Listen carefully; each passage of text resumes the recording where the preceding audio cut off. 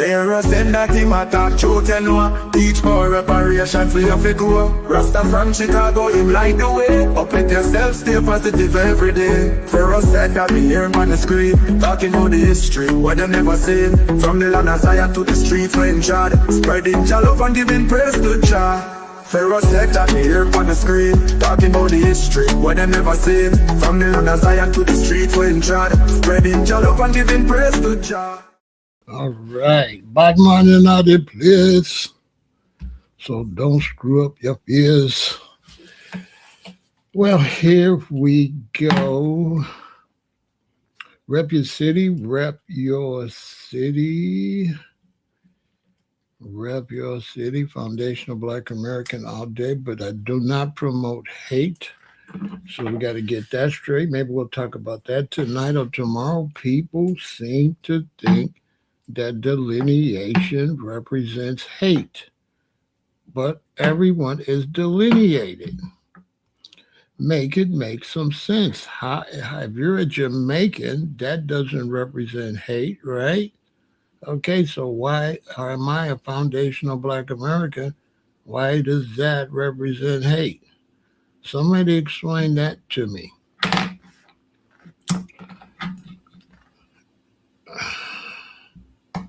Somebody explain that. I don't understand that part.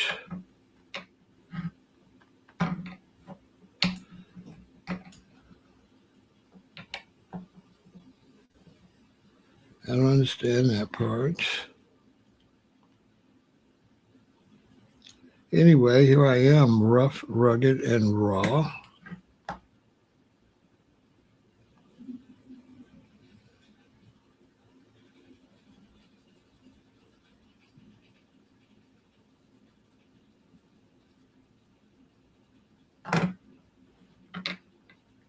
Come on in, support the channel.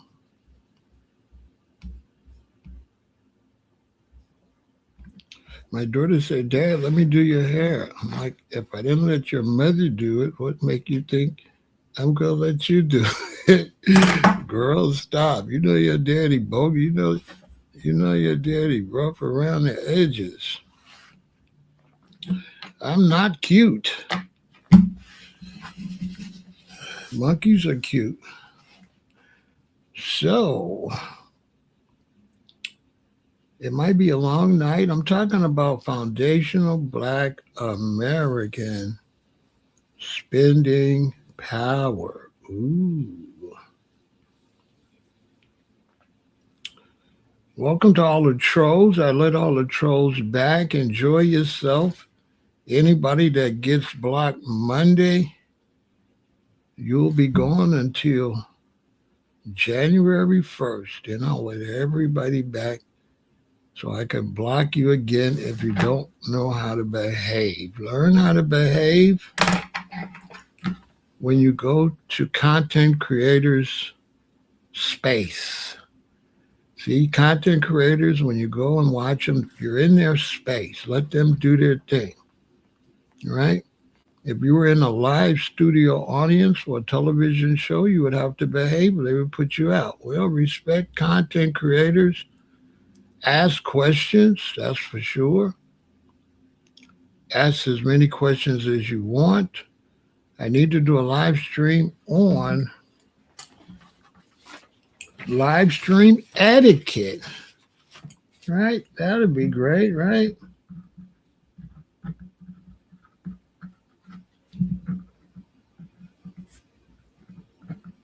So people can learn how to function. When you're asking questions, look in the chat. If you see your name too much, wait a little while, let some more names come in, right? Make sure your name is not 10 times in a row.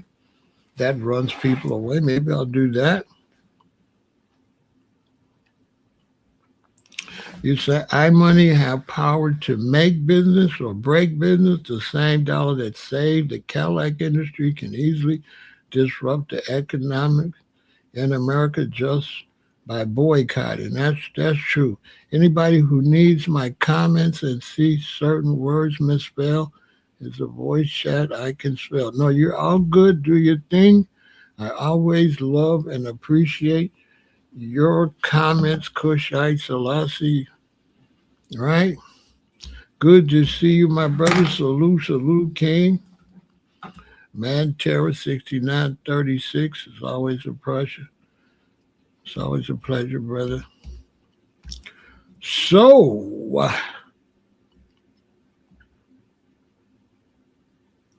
that AI song, some brethren on Instagram made that for iMan. I forgot who they were. I need to try to find them. Good to see everybody.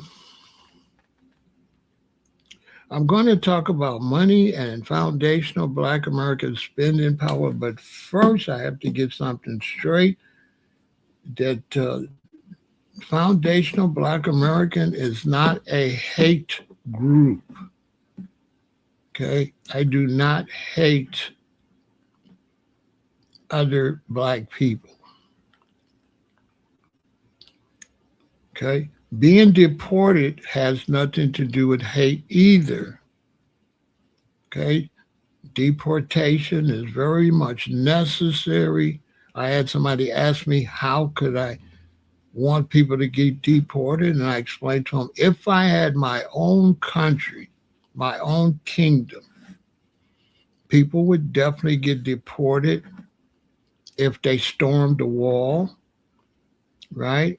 If they came in illegally, or if they became a problem in the kingdom. They would have to be escorted out of the kingdom. Okay? You have to keep some law and order, and you have to come to the kingdom legally. And if you come and we say, you can come and spend a night in my house for 3 days. And 3 days come and I say, you can stay another week. And another week come and I say, you can stay 2 more weeks, but then you absolutely have to go. When those 2 weeks is over and I have to throw you out, you just got to go. I gave you extensions and you have to go. The Haitians have to go. They were given extensions, and they have to go. You can't stay. You were here temporarily. No, that's not a violation of your rights. You're abusing your rights to stay for just a little while. That's abuse. You can't stay. There was no arrangements or negotiations for you to stay. Nobody's throwing out legal Haitians. Legal Haitians are fine. But Haitians that was here for temporary, you got to go. Temporary means temporary. It is what it is. The idea you're getting mad at somebody because your country sucks. What do I think Minister Farrakhan thinks about this issue? He's going to try to be politically correct, but I wouldn't listen to him. He ain't my daddy.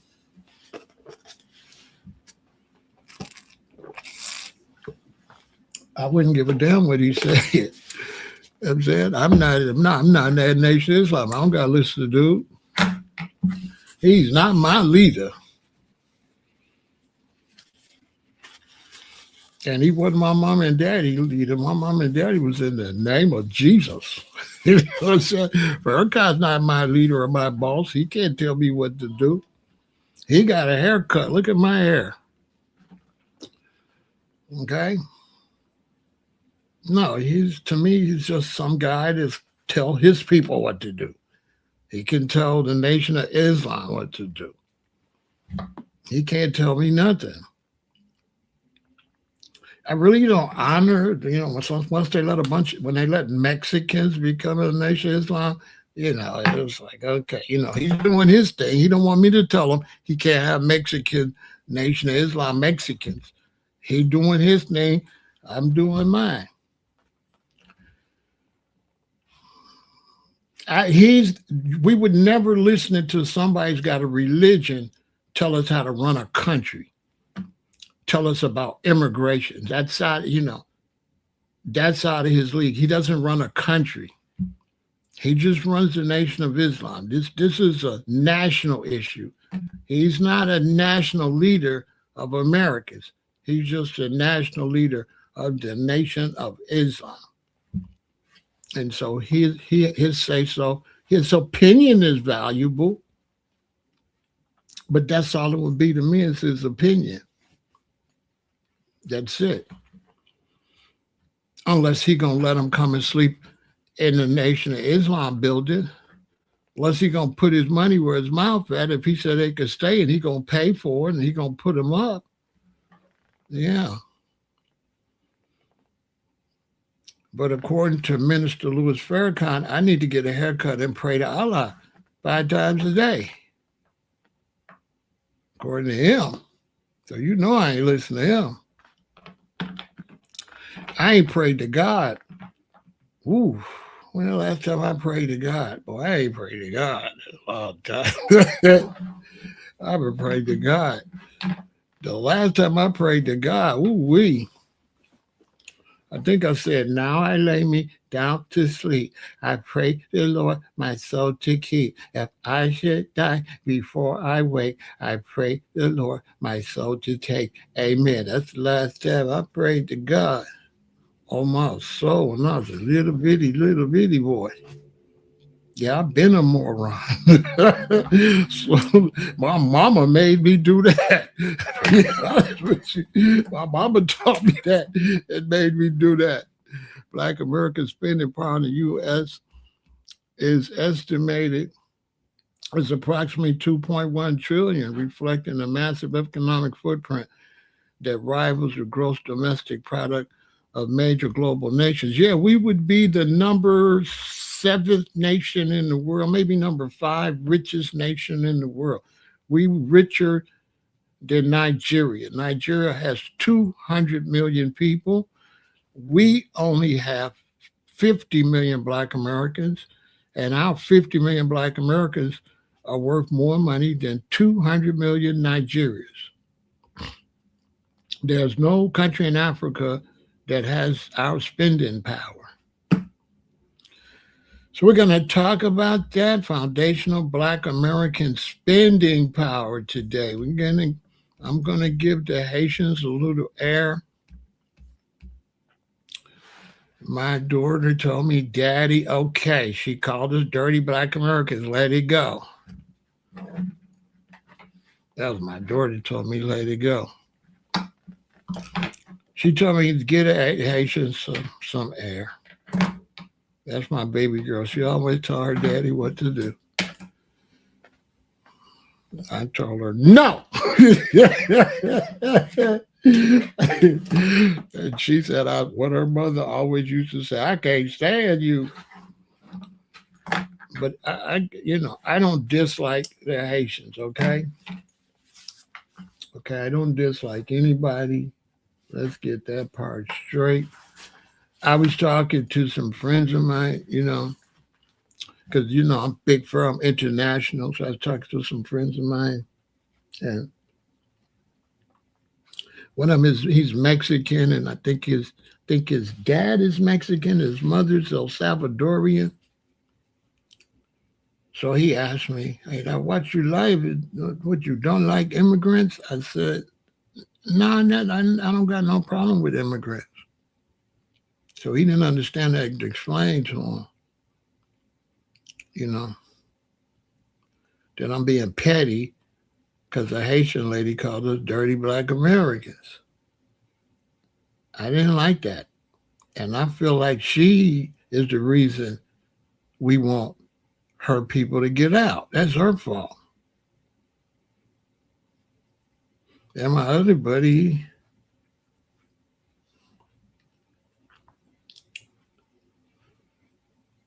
I think it's from Guatemala too. He was there, and then a female friend of mine asked me, she from El Salvador.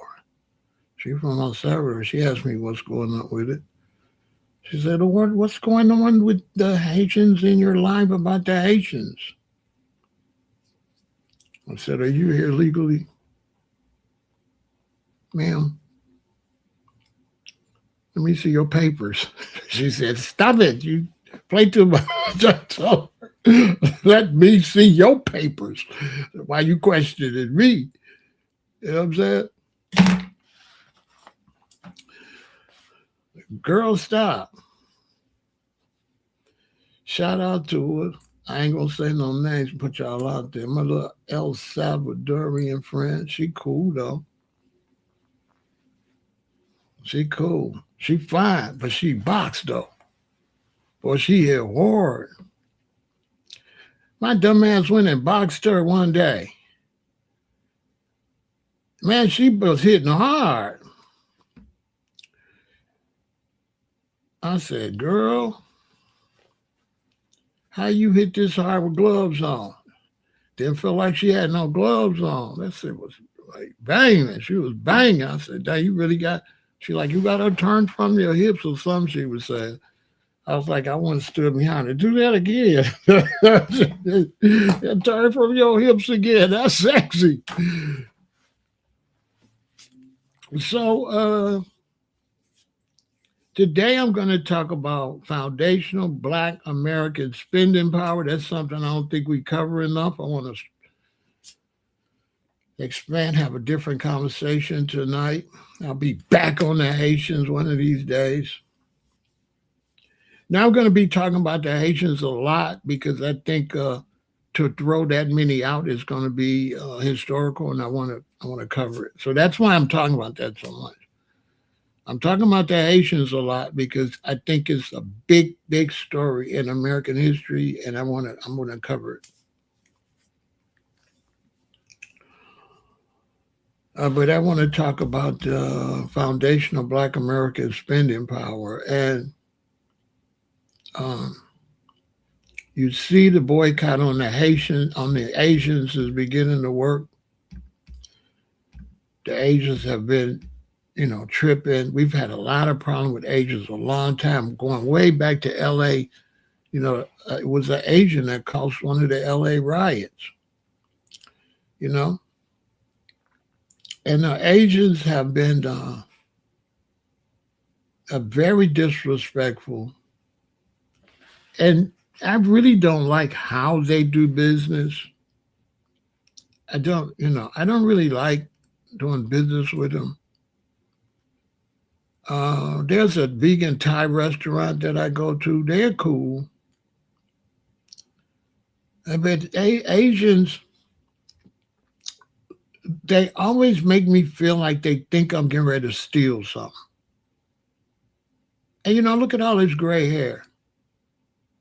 And there's always a feeling like they look down on you like you might steal.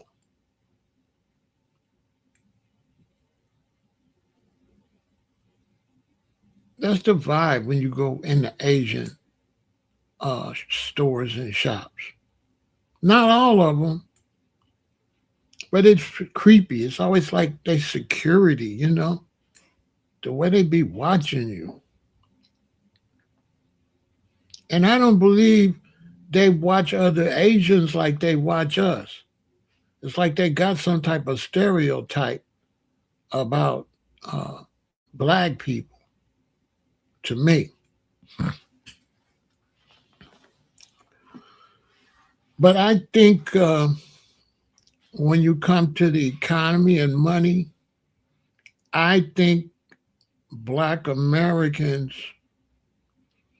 foundational Black Americans, we've been going in the wrong direction since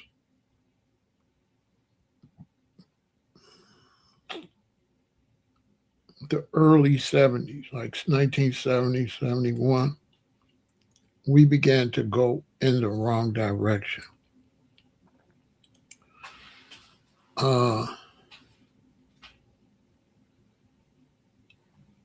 One of the things that drove us in the wrong direction for the young people that's watched me, the main thing that messed up how we was spending our money was the creation of the malls. The malls changed business forever and directed businesses, money to box stores. What do I mean by that?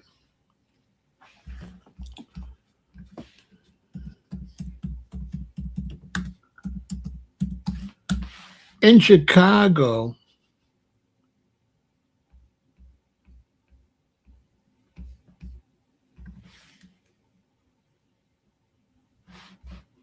right?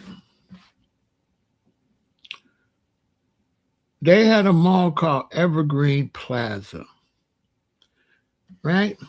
Evergreen Plaza was the first shopping mall in the entire Chicago area, which opened in 1952 in the south suburbs over in Evergreen Park, right?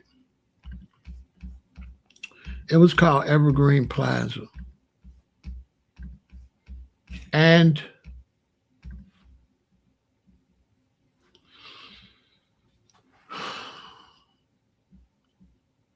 I was born in 1958, so my parents probably got up here around 56.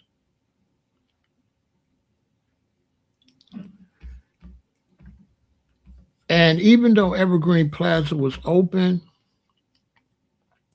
it's real racist over there at that time, the Evergreen Park.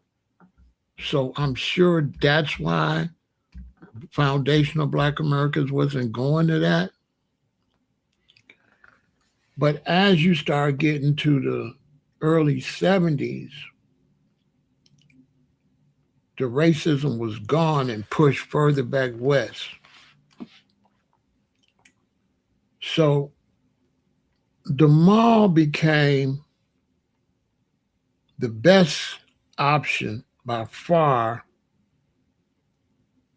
for Black mothers with children. And this was the baby boomers, right? So mothers had 3 children, 5 children, 2 children. Hardly nobody had one child. Like on our block, there was only one family that only had one child. That was Michelle. She was the only single child.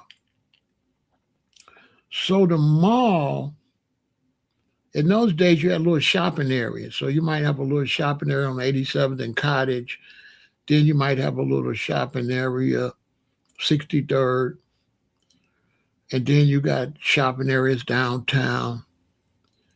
But the problem with that is if your mother drive with the kids to 87th Street looking for something that's specific, if she couldn't find it, you got to pay parking meter on the street. If she can't find it, she got to go back to the car and drive to a whole nother area. And she could be going from area to area to area and don't really find what she's looking for. Now, the mall had Carson Perry Scott, J.C. Penney, Sears, and everybody in one building. Just some history for you all. So my mother could take me and my sister, put us in a car, go to Evergreen Plaza, park in the underground parking lot. So no matter if it's raining hard, snowing or whatever, once we went in the mall, they had lockers in there. So if it's winter, our mother could take our coats off, take her coat off, put it in a locker, put a quarter in there. And now a mother with her children could enjoy hours in a building shopping. Not only shopping, they got the ice cream parlor, they got the peanut guy there, they got the sandwich shop there, they got restaurants in there. So the mama could feed the babies. You're in a warm environment. And if mommy go to J.C. Penney's and don't see what she wants, she could just walk down the hall to Sears. She don't see what she wants, she could walk down the hall to Carson Perry Scott. She could walk to Montgomery Wards. So disallow mothers to piece together outfits. You got all the shoe stores in there. So if she want to get her son a pair of slacks, she can get the slacks and she can find some shoes to match right there. Also, what she can do, she can walk around and look at everything first and say, oh, I could get these shoes to go with that sweater at Carson's. So she didn't have to buy nothing either.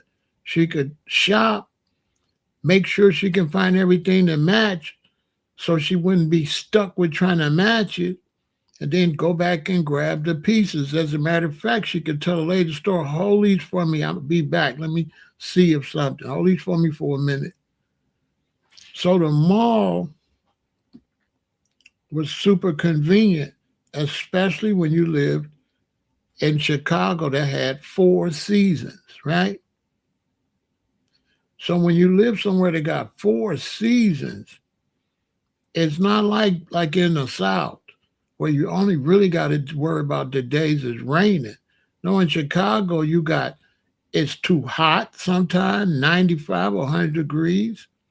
It might be raining hard. It might be snowing. It might not be snowing. It might be below zero. So the mall became very convenient. Now, because all of the people in Chicago started going to the malls, the little neighborhood stores closed. They all went out of business. Even the little candy lady went out of business because you go to the mall, they got the big candy store where the kids can go in there and it looked like Willy Wonka in the chocolate factory. So the weather is what put people out of business, and the convenience of finding everything at one spot. On top of that, the malls had movie theaters. So the store part is here, and down here is the movies. They might got 5, 6 theaters. So now when I was in high school, we would get on the bus and we would go to the mall.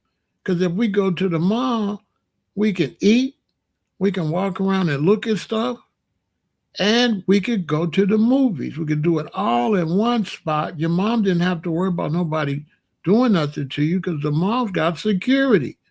So there's no gangs in there. There's no robberies in there. There's no violence. There's nothing. So these malls affected small businesses. That's why I'm talking about that in relationship to foundational Black American spending power. So the mall affected small businesses. But the mall can only be popular if you have a lot of babies. So as time went on, the Black man stopped putting babies in these women. I don't know what's wrong with them. So now don't nobody got no babies. See, and this is what I keep trying to tell Black people. People be talking about they can't afford to have no babies. Having no babies makes it so you can't afford to have no babies. Once y'all figure that out, so you don't get it. No children shrinks the economy, period. You will never have more money not having children. You're going to have less money. You're going to be tight like Americans are now. You know why the economy's so tight? You ain't got no babies. You think no baby's going to make you be able to live better. No. No babies is going to make you struggle.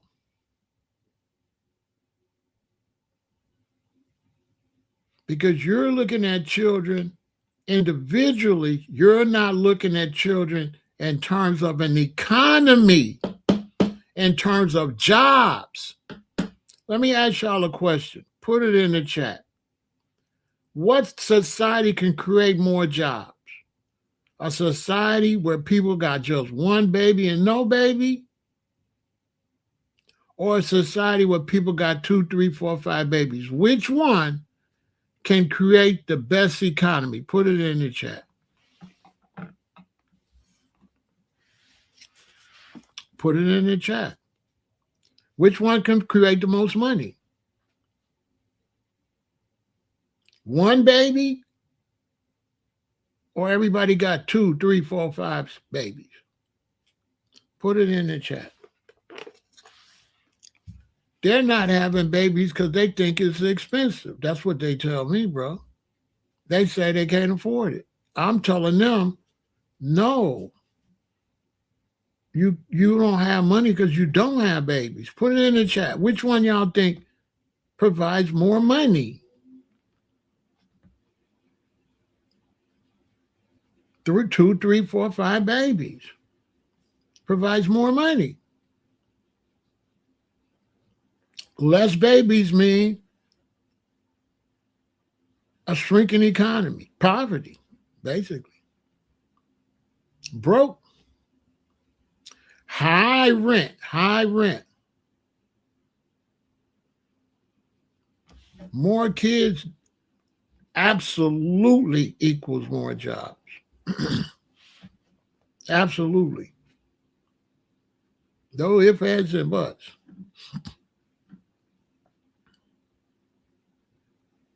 More kids mean lower expenses too. Expenses go down.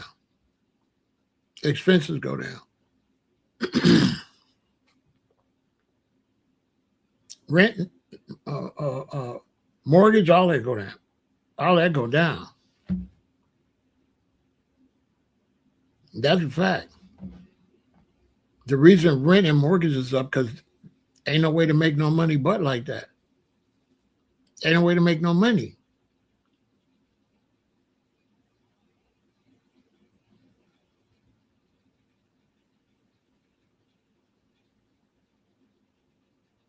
If people have a lot of kids, do you have to hire more bus drivers or less bus drivers? Put it in the chat. Do you have to hire more teachers or less teachers? No kids means less teachers. Less teachers mean less people getting a salary.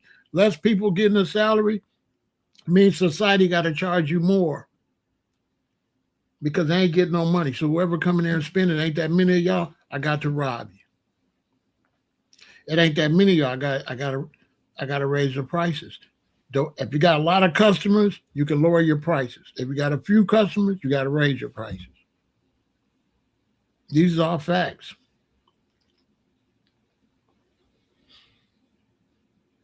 So to us, the baby boomers, there's money everywhere. Just selling bikes. How much? Listen, I'm a baby boomer. How many bikes and tricycles, right, do you think they saw when I was coming up? How many baseballs you think they saw? How many footballs? Listen, when you have a lot of children, do you know that the candy store lady could buy a house? Do you have any idea how much the candy store lady was making? There was a black one over by my school, and there was a white candy store lady right there on 115th when you make a right on Halsted, and you go about 2 blocks. Anybody old school from Chicago remember the white candy lady on there? She had a whole store. She had a storefront.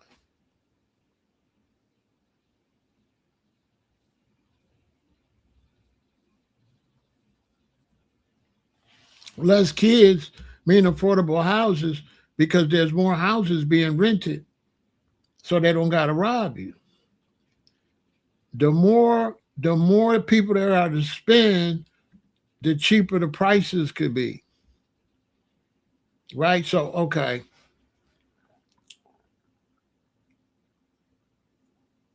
If I make $15 off of 20,000 people. That's way better than $30 off of 5,000 people. I'm making way more money. Am I right or am I wrong? If I'm making $30 off of 20,000 people, I'm making more money than $60 off of 5,000 people. Way more. Do the math.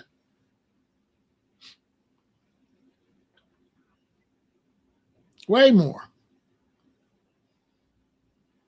If I got buildings and I got a lot of apartments being rented out, I don't got to charge as much as if I got a few apartments.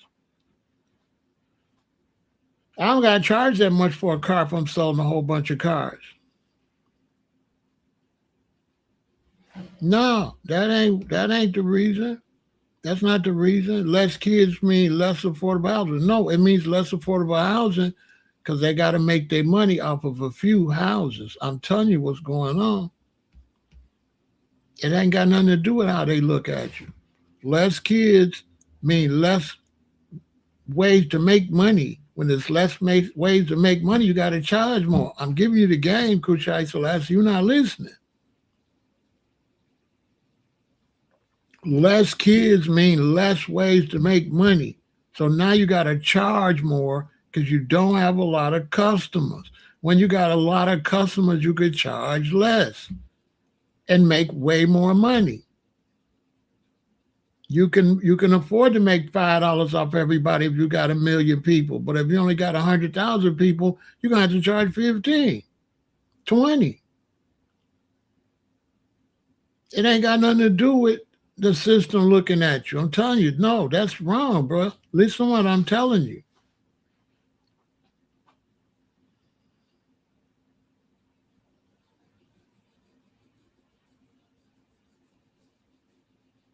No children in the aisle buying no toy. Toys R Us is closed.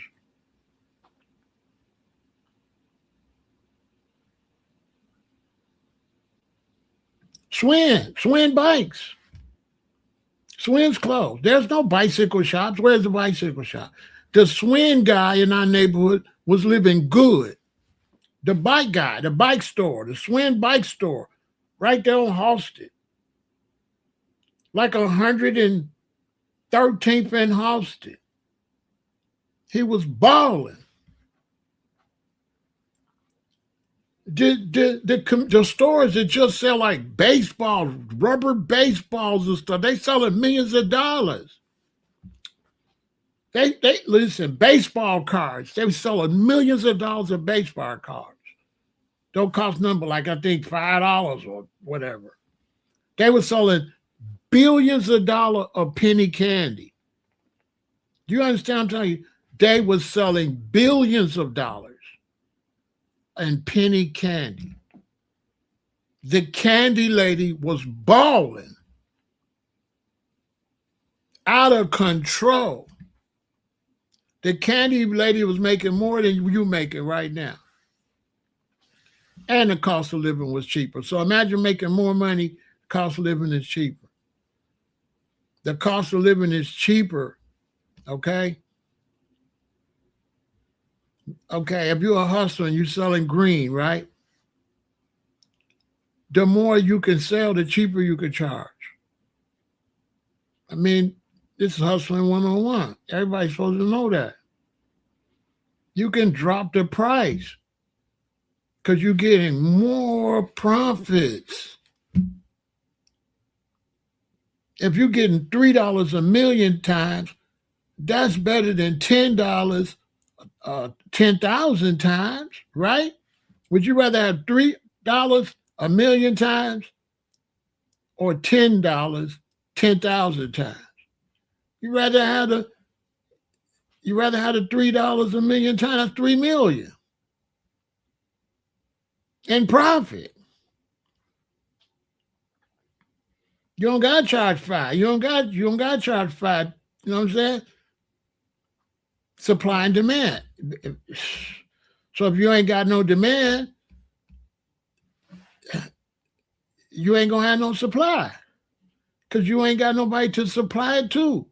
And when you ain't got no supply to, you ain't making no money. You're not gonna make no money. You can't make no money. Your whole country will dry up. If you don't got it, man, let me tell you something. When I was growing up as a baby boomer, how much money did CTA make off of kids riding a bus? How much you think they made with the baby boomers riding the bus, just the bus? You know how much money my daddy made? My dad was a bus driver. He was getting rich. Why do you think we had new Cadillacs all the time in a big ass house?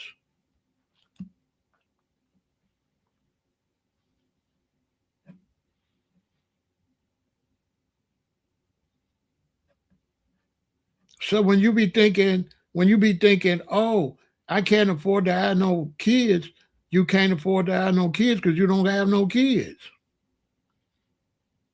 Not having children gonna make you broker and broker. You're gonna be flat ass broke for sure.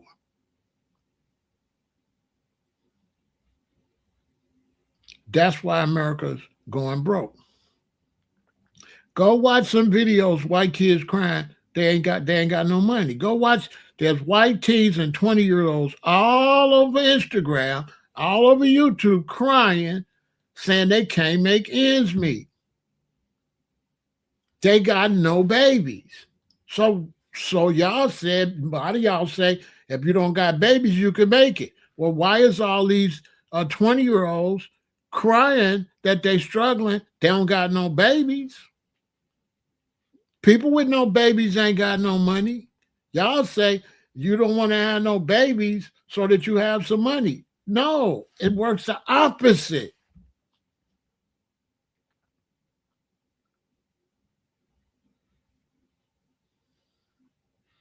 Babies is money.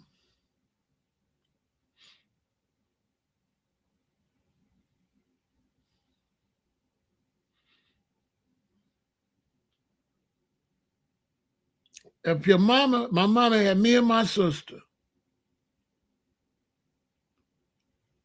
I'm 2, she 1. How many baby clothes my mama had by the time I got 4 and my sister was 3? Because, baby clothes, you got to keep buying them. Onesies, I don't know if y'all got kids, you got to buy onesies. You can't buy a onesie too big. So you got about a 6-month onesie, then you got to be the 9-month onesie, then you got to get to 3. Yeah, yes. The onesie still be like brand new. You have to give them to somebody else got a baby. Because babies don't get dirty. Not little babies, they can't walk. They don't get dirty. Don't nothing get on their stuff but some milk, or maybe they throw up. You wash that, it's like brand new. Free money circulating in the economy. Economy is booming. It's called a baby boom. Baby boomers. What's booming? The economy. No babies, no money. If foundational Black Americans want to build up their economy, this black man and the black woman are going to have some babies. You have to have some babies. Y'all listen to me. Have some babies. And you're going to be living real good. Because we have some babies, then we could do for self. We can sell each other the baby clothes. We can sell each other the baby milk. We can sell each other the baby bottles. We can sell the tricycles, the bicycles, the baseballs, the kid toys. We're going to get filthy rich. See, they got you thinking, kids, you got to spend money. True. When you got kids, you got to spend money, right? All right, if somebody's spending money, what does that mean? That means somebody can what? Get money. So if y'all got kids and you got to spend more money, that means y'all could also go what? Make more money. Because now you can get that kid money. You can get that kid money. Not only that, if you have your baby early, in your early 20s,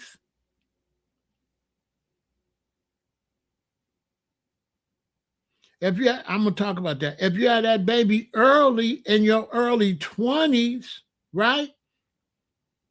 The baby making money. By the time you get 36, your son got a little job. You say, do I think many of us Black Americans are selfish? Not really. Not really, because how you selfish if you cheating yourself? How's that selfish? Selfish is about looking out for yourself. So if you having less babies and it's making you broker as a people, you're not selfish. Because you ain't looking out for yourself. Selfish means looking out for yourself. So if you ain't creating candy stores, if you ain't trying to sell more bikes, more baseballs and stuff, how are you selfish? You ain't doing for self.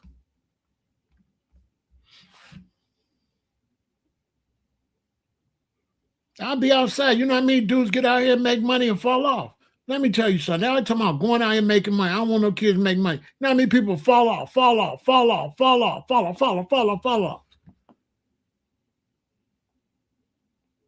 They never tell you the whole story. Yeah, you could get out here and start making money. How many people fall off? You know why? Because there's no money out there. How are you going to make money when there's no money out there?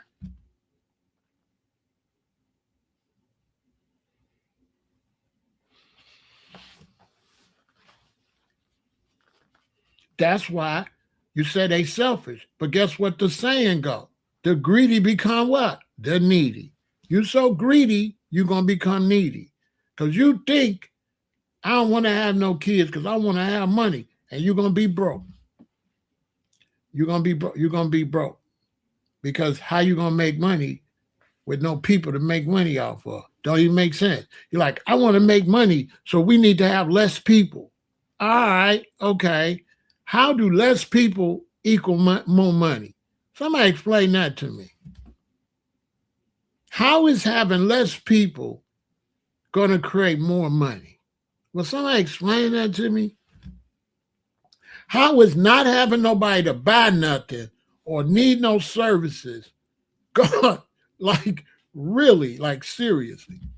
How is not having no babies and not having no people come up to need no services going to make you be able to have a job? A job doing what? Exactly. What kind of job? What kind of job you going to do? You ain't going to get no job building because you ain't got no people to build right. I ain't talking about motivating. I'm not talking about motivating. I'm not talking about motivating. No, I'm not talking about motivating. I am not talking about motivating. I'm talking about real economics. I'm talking about you can't have buying power.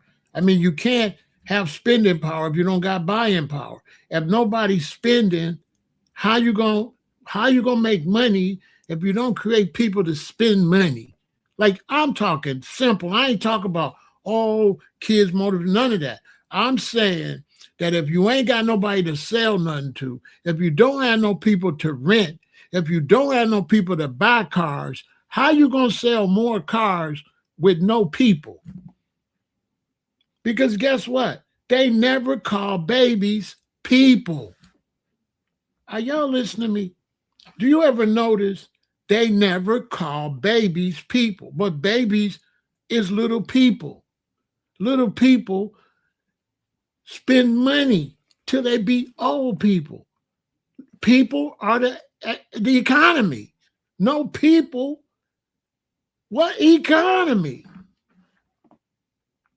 What restaurant you got with no people?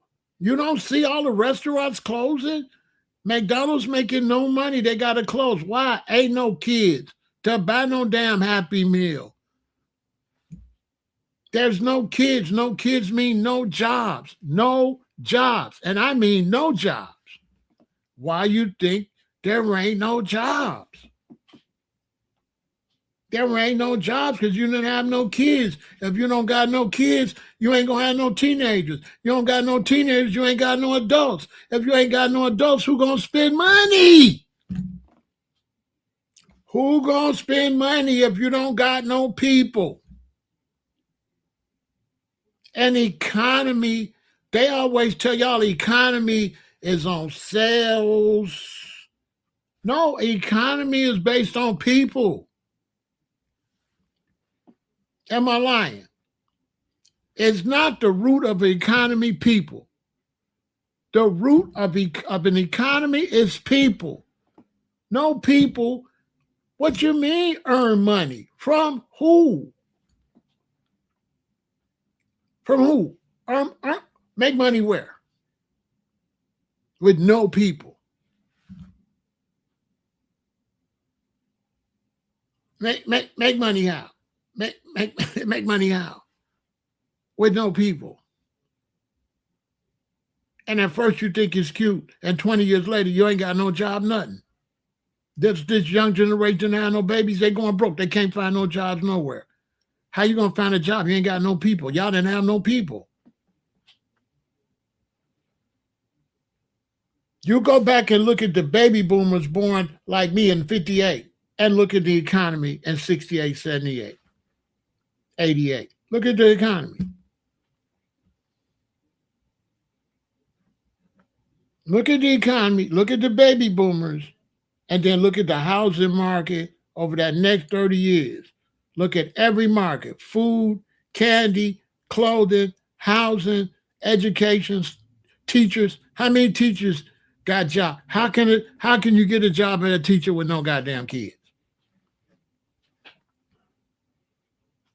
How you gonna get bus drivers with nobody get on the bus? Name me any way you can make money with no people. Wait. How you gonna make money with no people? Somebody with less people. Who told Joe that less people gonna make you have money? From where? Out the sky? There's no money that don't involve people. Name me any job that don't involve people. The economy is based off of people. Ants build based off of ants. You ever seen ants working? They working because they got ants. No ants, no work. Bees. Can bees make honey with no bees? Well, we have honey if we didn't have no bees.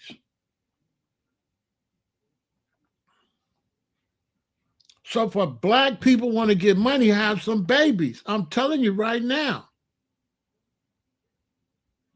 Don't listen to this person. This person's slow. Don't listen to this person. This person's slow. Let me get them out of here. Don't listen to them. They slow. There's always a Luciferian going to come and tell you the opposite. But if it wasn't no people, it wouldn't be no chat. The only reason we're in the chat because somebody had a baby. The only reason he can make a statement because his mama had a baby. If his mama didn't have a baby, could he make a statement in the chat? No, he wouldn't exist. So imagine somebody that was a baby saying, ain't no need for no babies. You can't handle no babies when that fool was a baby. That fool was a baby. Just let that sink in. Somebody was a baby, get in the chat and talk against babies. But if he wasn't a baby, he wouldn't be his dumb ass in the chat. Am I lying? And everywhere he spend money, none of that money would get made. Everywhere he's buying and spend money, if he wasn't spending money, those economies would be sinking.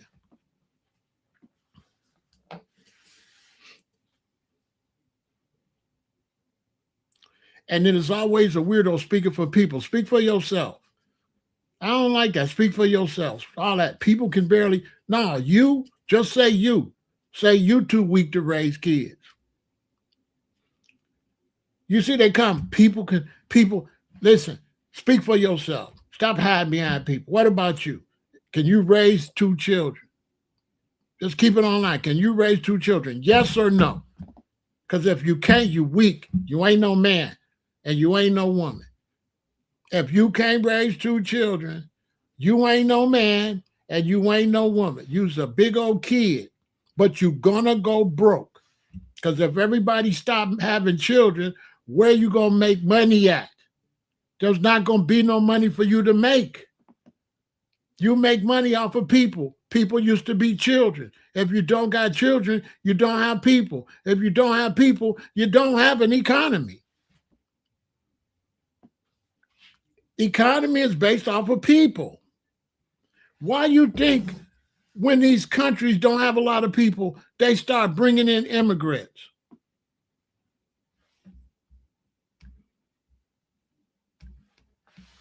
Hold on, man. This is for the smart people. I'm letting no dummies come over here today, because I'm trying to get these people mad right. I'm not letting no dummies come in here that ain't standing on nothing and tell y'all nothing. On my soul, take a break.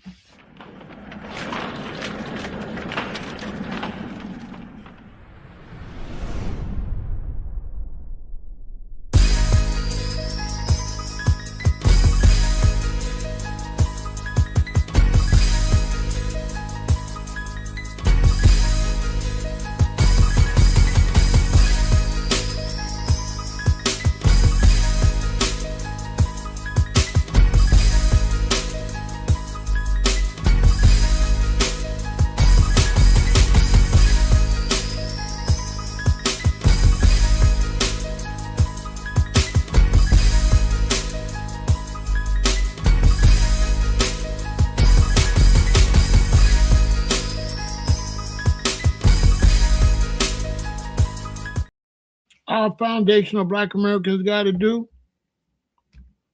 right?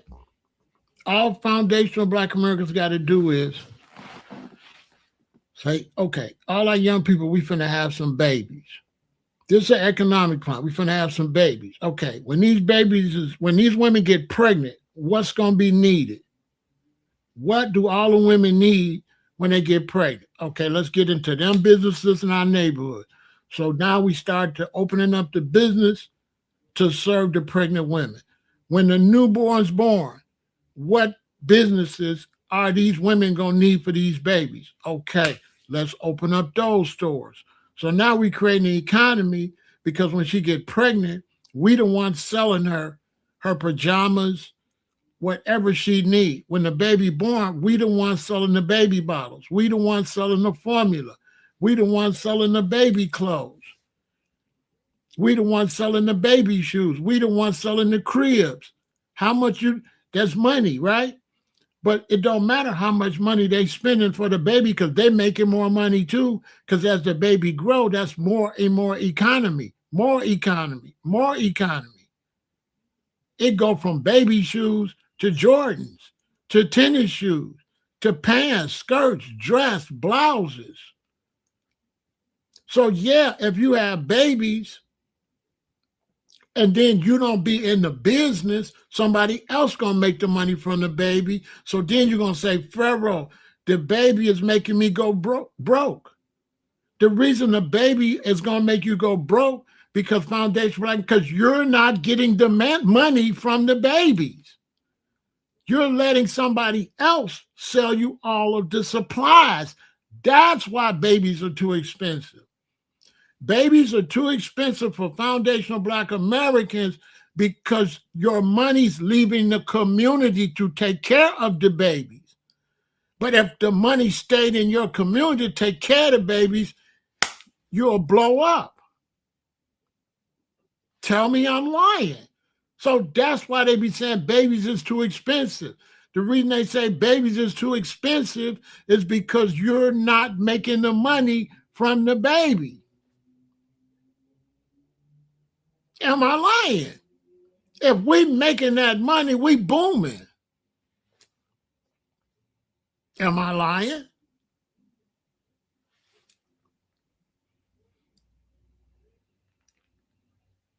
And the world in general is booming. There's more bus jobs. There's more teacher jobs. There's going to be more jobs because there's more people. More people got to ride the bus. These people going to grow up and start taking planes. Let me ask you something. If you got an airline and you got a plane, when do you make more money? When me and my wife fly, or me and my wife and 2 children? Which one's the most money? Put it in the chat. If you're American Airlines, how do you make the most money off my family? With just me and my wife? What's the most money? Me and my wife, or me and my wife and 2 children? What's the most money? What's the most money the airline gonna make? The 2 adults or 2 adults and 2 children? What's the most money? The 4, right? Now, if the airline's making more money, don't they gotta hire more people? So if the airlines is making more money, isn't there a bigger possibility for you to get them jobs? Ain't that gonna create a job for you? If there's more demand, aren't you gonna need more flight attendants, more people selling tickets, more baggage people? I'm just saying.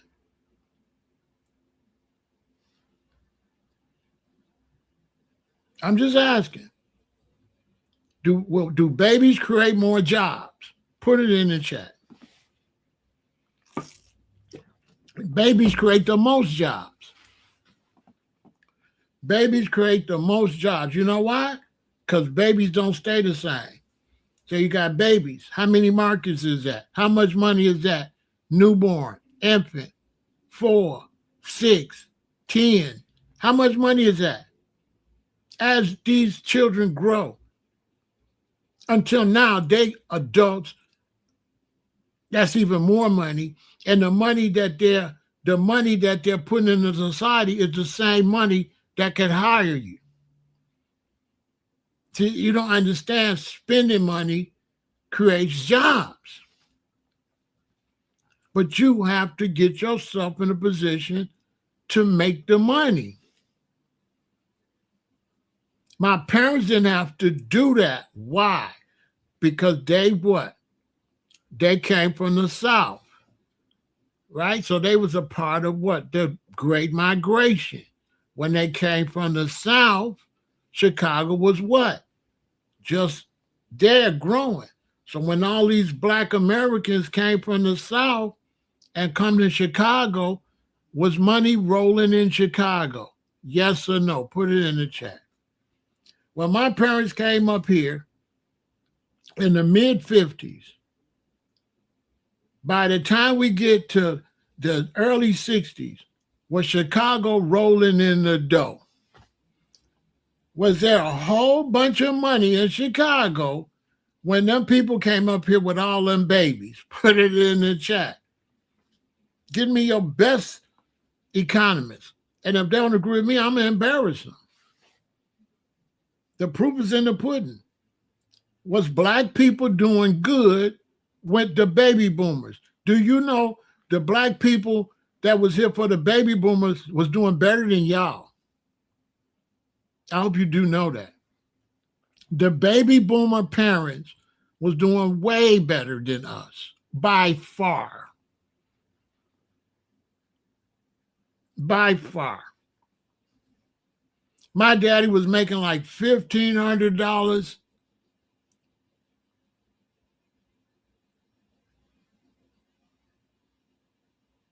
He was making like $800 twice a week. My mother was making $800. So it's like 16 is 32, right? My mother and father making $3,200 a month, right? The mortgage was $250. Just listen. Him 700 to 800 her. So let's say 1,600 they make it. Every month they getting 1,600. The mortgage $250. The phone bill $8. The electric bill $6. Food, nothing. Brand new Cadillac, chump change. Every month, out of the $3,000, or out of the $1,500-$1,600, they only spending like $400. They only spend like $400.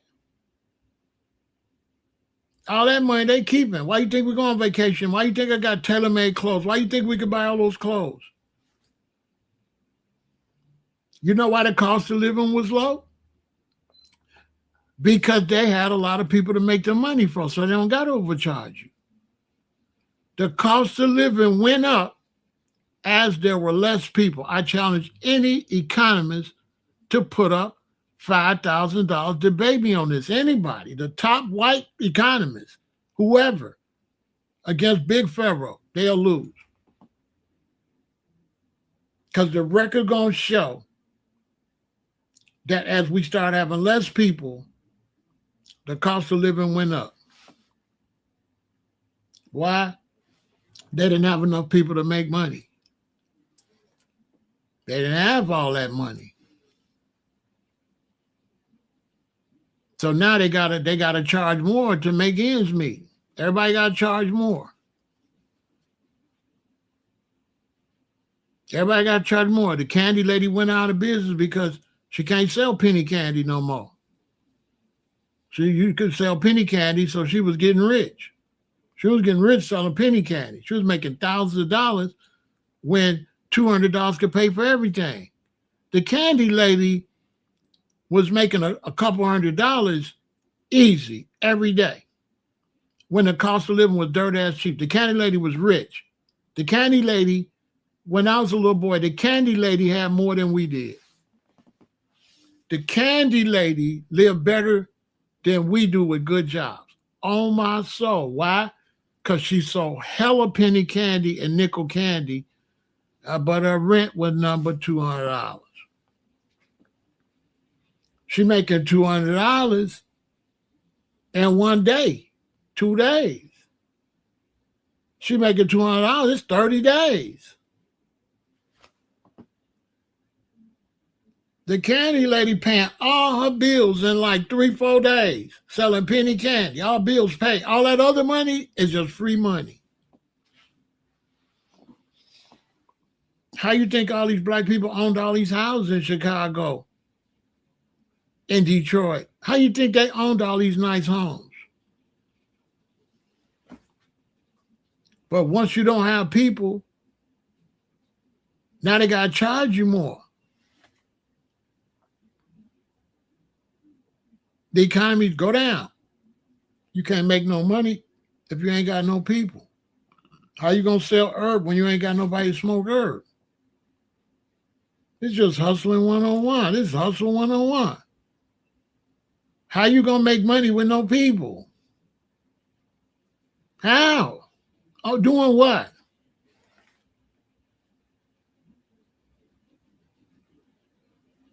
So they say, okay, we're going to have to get robots to do this because we can't afford to pay nobody this. We ain't got no people. We got to get robots to make this stuff so we can bring the price down some so we can sell more.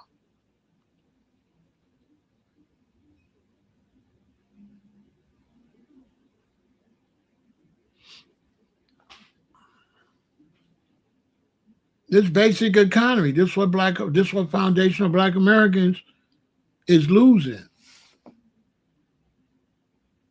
You thinking if you don't have no babies, you could be more successful.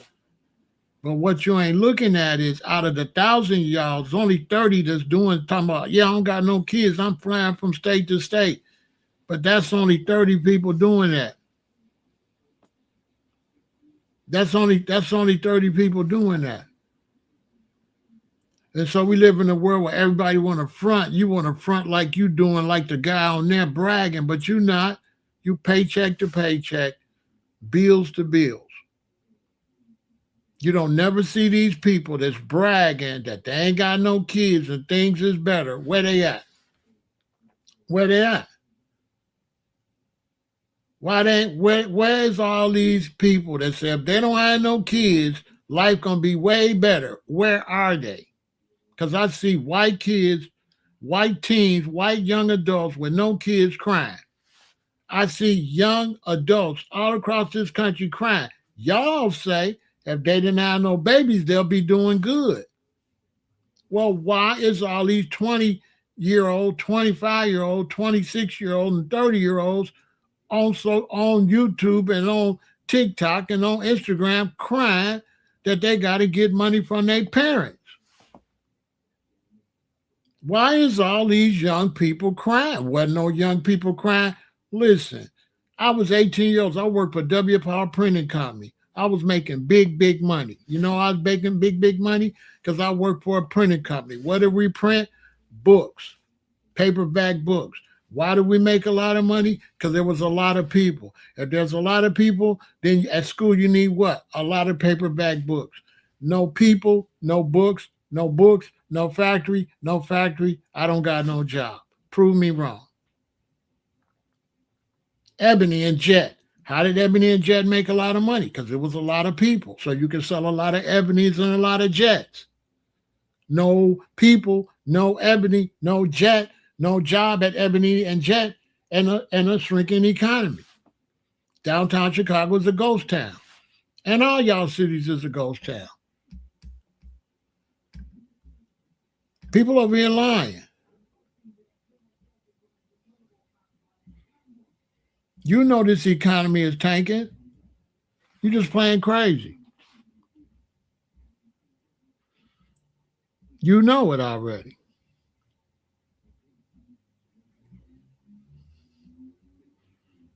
You know it. But you just want to play crazy. Like, I don't have no kids. There's no kids experimented and failing.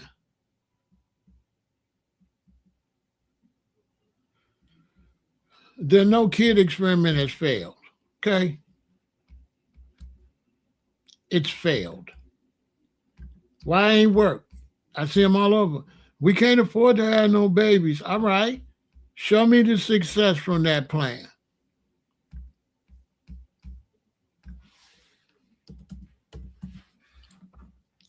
Show me the success.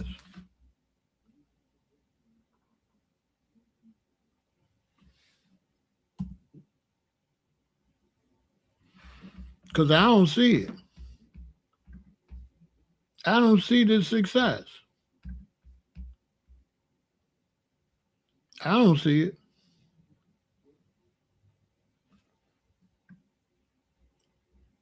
I don't.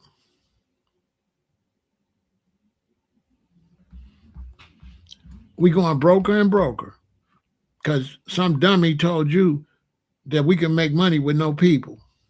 Told you don't have no babies. If you don't have no babies, you could do better. And nobody said, well, how am I make money if I don't got, how we going to make money if it ain't no people? You know what I'm saying? You cannot make this up. You know what I'm saying? The dumbest, I'm telling you, man, they tell you, you want to do better, don't have no babies. And nobody asks them, well, do better how, where I'm going to work at if there's no people to service. Nobody asks that.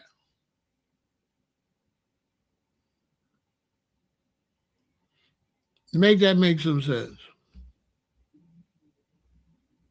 Nobody asks that. Nobody say, well, excuse me, how can we do better with less people? Where are we going to get this magical money from? Where are we going to get this magical money if we don't have no people? That's why Black Americans, y'all got to start thinking for y'allself. You can't keep listening to these people on this news and all that. You can't keep listening to them.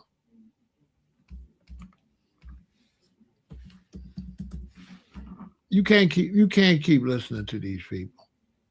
You keep listening to these people gonna drive you into the ground. When y'all gonna realize they don't know what they talking about? Huh? When y'all gonna realize that when you listen to these people on the news and stuff, when are you gonna open your eyes and look and see, you know, everything they saying, it's not working. Because nothing they saying is working. Straight up. Nothing. Nothing that they telling you is working. Nothing. When are we going to realize that? That they lying. You know, the devil is a liar.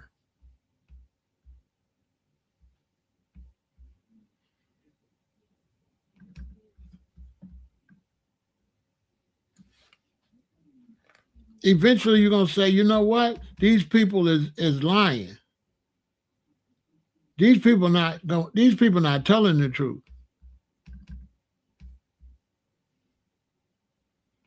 Eventually, you're gonna have to see that.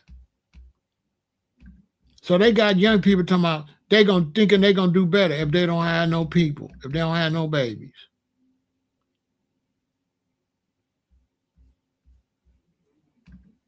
That's what they think. Which is the dumbest idea ever. Where you gonna get money from if you ain't got no people? But they call them babies. They don't call them people. They call them babies. That's how they throw you off. Oh, babies.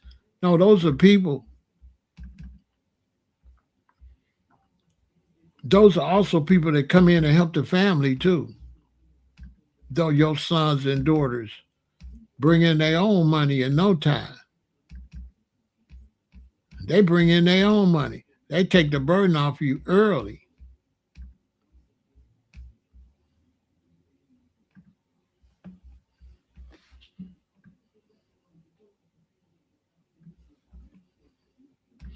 That's a fact.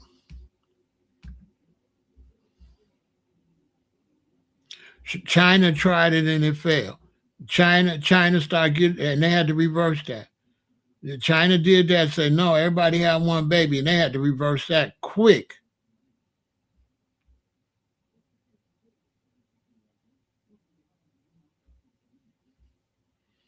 The white feminists is pushing that, but them same white ladies, when they not feminists, they ain't got no jobs though.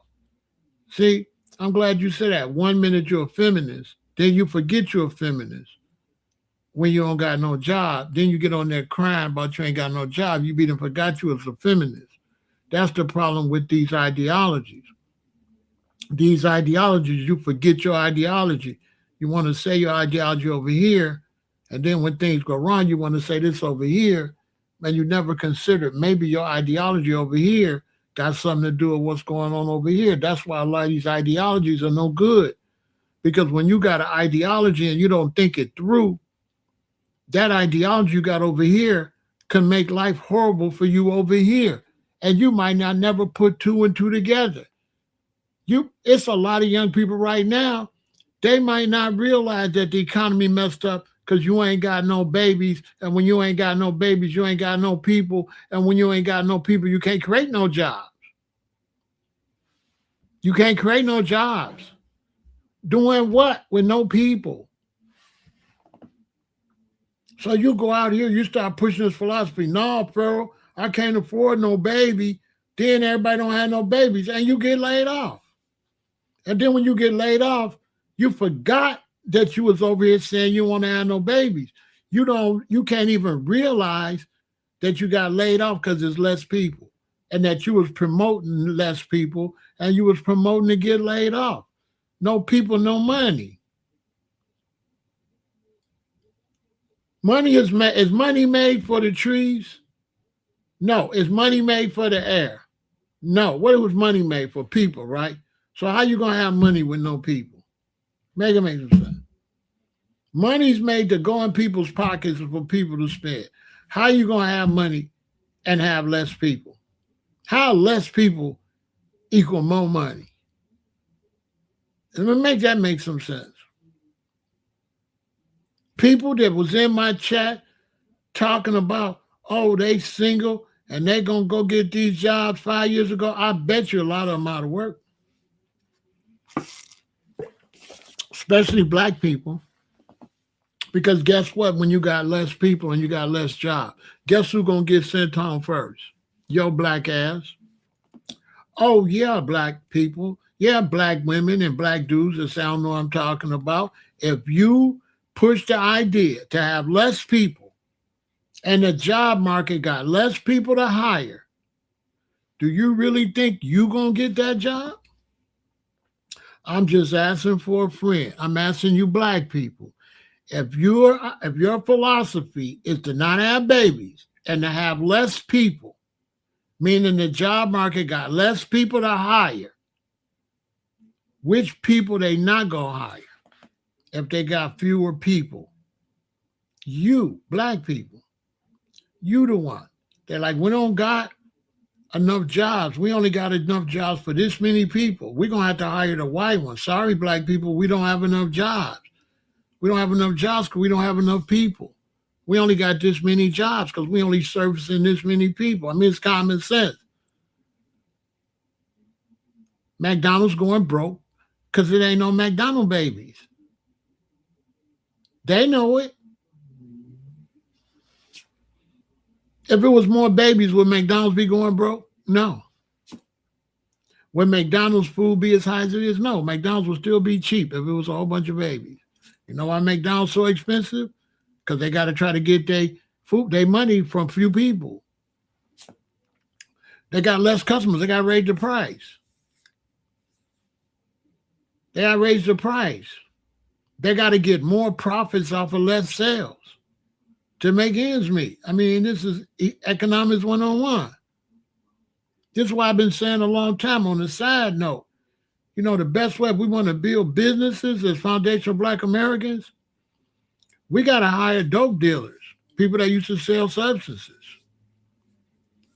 Because they way smarter than workers, by far. Workers don't know how to get no money. Workers don't know nothing about buying and selling. They just go to work and somebody tell them what to do. You don't know a damn thing about profits and shit. Why you think I know so much about profits? Because you know what I'm saying? The more customers I had, the more money I made. The less customers I had, the less money I made. This is just common sense. If you're getting 20% of people, if you got a population and 20% of those people gonna buy your product, right? And you got 100, 20% gonna be 20, right? If you got 200, 20% gonna be 40, ain't it? If you got 300, 40%, 20% gonna be 6, right? All right. So your percentage you can make goes up with more people. Am I correct? 20% of 1,000 people is way more money than 20% of 100 people. Am I correct? So if you're going to make 20% off of the population, the bigger the population, the more you're going to make. The smaller the population, the less you're going to make. Because you're only going to make 20%. So let me ask y'all, do you want 20% of 100? Or do you want 20% of 10,000? Because y'all say y'all want 20% of 100. You don't want to have no babies. You say you want to go work and there only be 20% out of 100. That's what you're saying. Yeah, they closing, they laying off. Yeah. I mean, how they going to make money? How you going to sell food with no people? Yeah, Tyson Food is closing. How they going to sell food if you don't have no babies? So now they're going to send you home. So the same person at Tyson Food that don't want to have no babies lost their jobs because ain't nobody got no babies. Am I lying? The same people that work for Tyson Food that be talking they don't want to have no babies is the reason Tyson Food ain't got nobody to sell nothing to. Am I lying? And who have you seen say this? Nobody. Nobody. And look, I got 79 people over here. That'll tell you everything right there. Don't nobody want to hear this. They don't want to hear it. No, they don't want to. They don't want to learn nothing. They don't want to hear nothing. You're gonna all be homeless if you don't have no babies. We're gonna all be homeless if we don't have no babies. I'm telling you. Having babies ain't gonna make you homeless. Not having babies is gonna make you homeless. Facts. Let's take a break.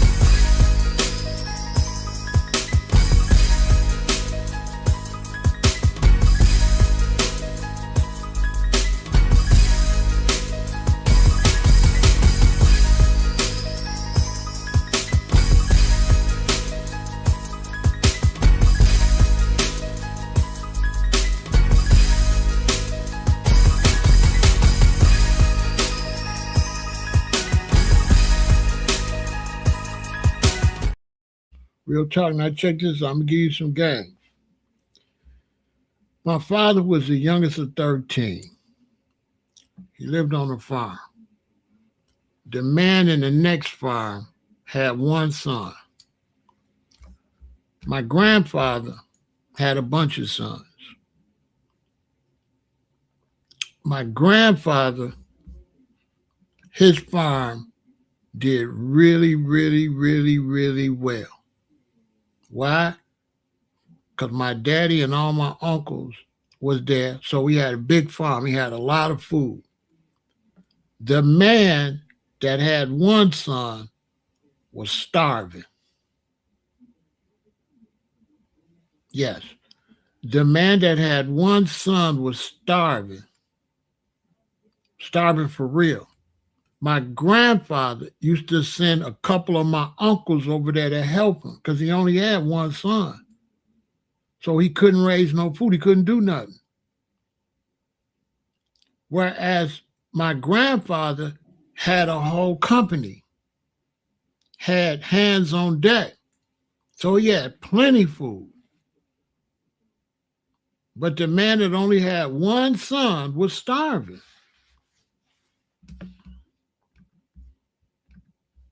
Straight from my father's mouth. Because my father was teaching me the value of having babies. And my daddy said, if you ain't got no babies, you're going to starve. That's what my daddy taught me that. My daddy said, if you don't got no babies, you're going to starve. If the economy get tight, and me and my woman, we got 3 sons and 3 daughters, and we all live in the house, we're going to do better than you by far. We're going to do fine. But you up in there with nobody, you going to suffer. You ain't got no workers. You ain't got no workers. Let me tell you something. On top of that, let's say me and my queen, we got 6 children. They little. When you have 6 children, the smallest one and the oldest one it'd be a difference. So the oldest ones is already ready to work. As time go, they all get to the position of work. So when you lock down, you could do better than everybody. The little bit of struggle you go through, before you look up, the older ones got jobs. In a tight situation, if your oldest daughter and oldest son got a part-time job and bringing money in, and mommy and daddy making money, what's that doing? On top of that, you don't need no babysitter because the third oldest can watch the little ones. So now you ain't paying for no babysitter. Mommy bringing in money, daddy bringing in money, the oldest son bringing in money, and the oldest daughter bringing in money. So under a hard situation, we're going to be doing better. We got 4 people bringing in money, and you might just got 2. Then I got 4 more coming up. The next one come up a couple years. Now I got 3 people bringing money in, and me and mommy, 5. As time go, and I got 6 children, we got 8 people making money, and we all still young. Me and my wife, we only in our 40s, maybe early 50s.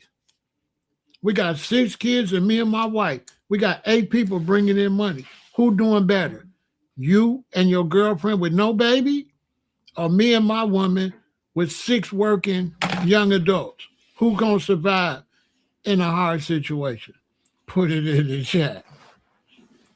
Even in terms of we got to grow our own food. If it's 8 of us growing and it's 2 of y'all, you ain't going to eat like me and my kids. In terms of security, if it's just you and your woman, your house could get stormed. But me and my 6 kids, if I train them with weapons, we got a military. You can't just run up in here. You can't just run up in here. So military-wise, we stronger. We got more protection. Yeah.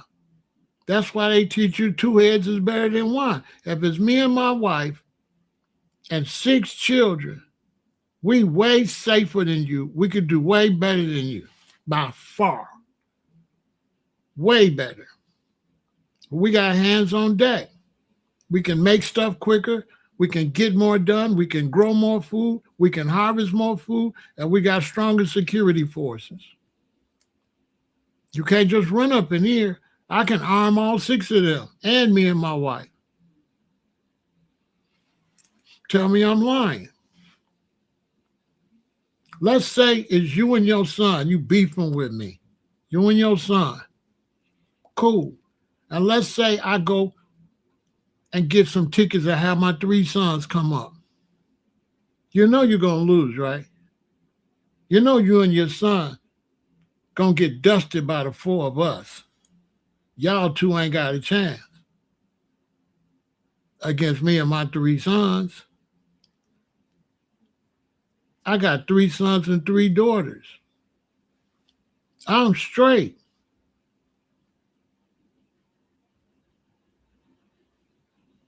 Pretty soon it's going to be, and I got grandchildren that's getting older that can pitch in. Yeah, I got grandchildren. So it's an army.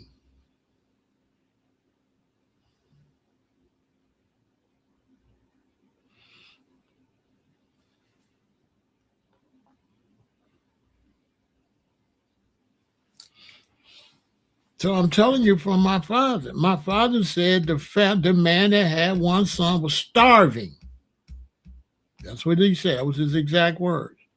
He said my granddaddy felt sorry for him and made a couple of my uncles go over there try to help the man out. But only so much could be done because the man didn't have no help. And my daddy like, you need help all the time. But he didn't have no children. This is why Black people in the South loved having them babies. Because if you didn't have no babies, you out of there.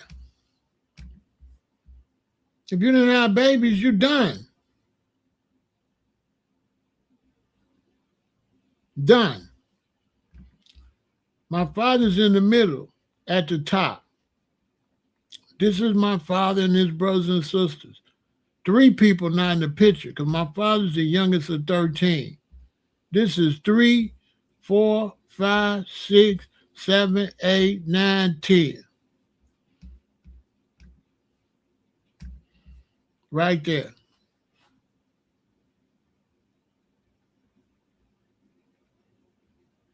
When my father went to grade school, the one at the bottom with the light suit on was the principal at my daddy's school, and the woman next to him was my daddy's teacher.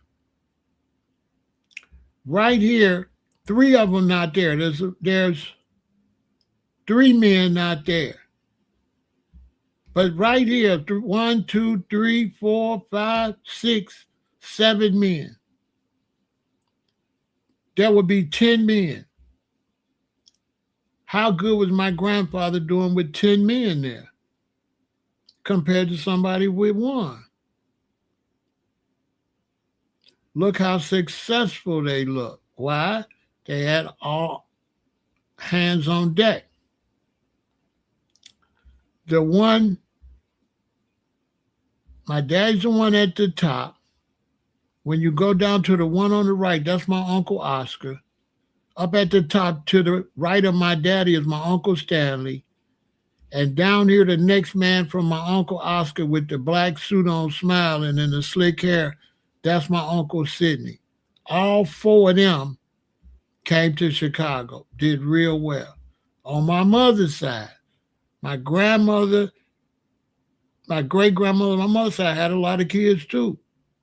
So all my great uncles, all my grandmother, and like 4 of her brothers went to Detroit. They was living real good.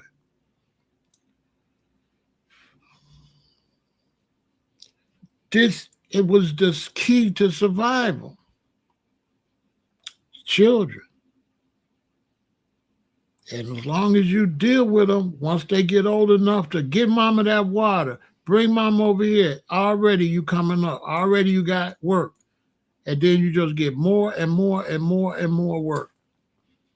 You get more and more done. As they get older, your job get easier and easier. And then you get prosperity, because you can't get prosperity if you don't have no hands on deck. You got to have a head count.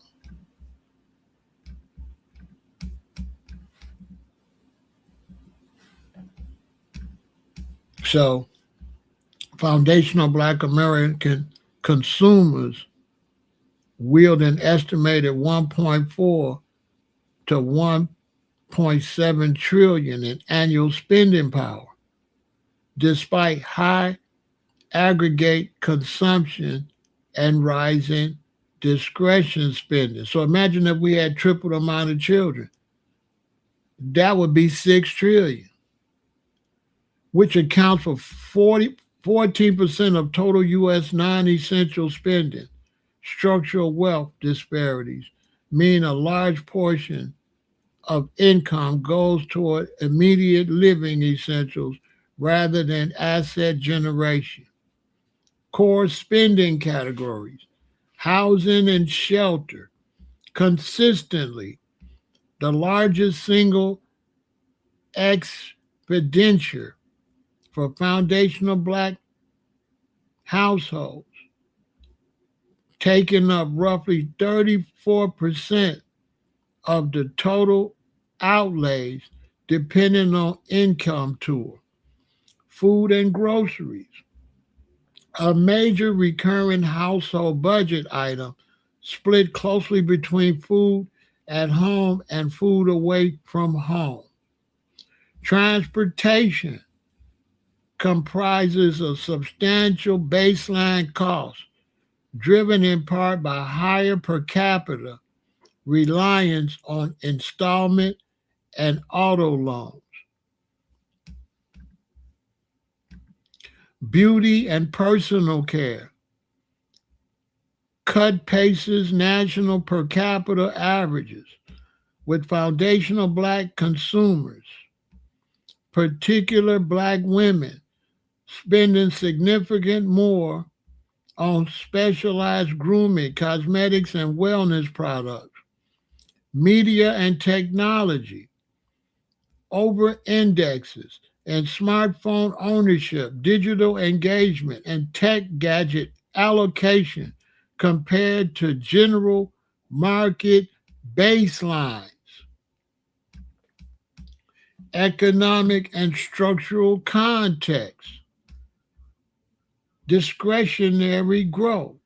Non-essential spending in Black households has grown notably over recent years, with strong geographic concentrations in southern and metropolitan hubs like Atlanta, Washington, D.C., and Detroit.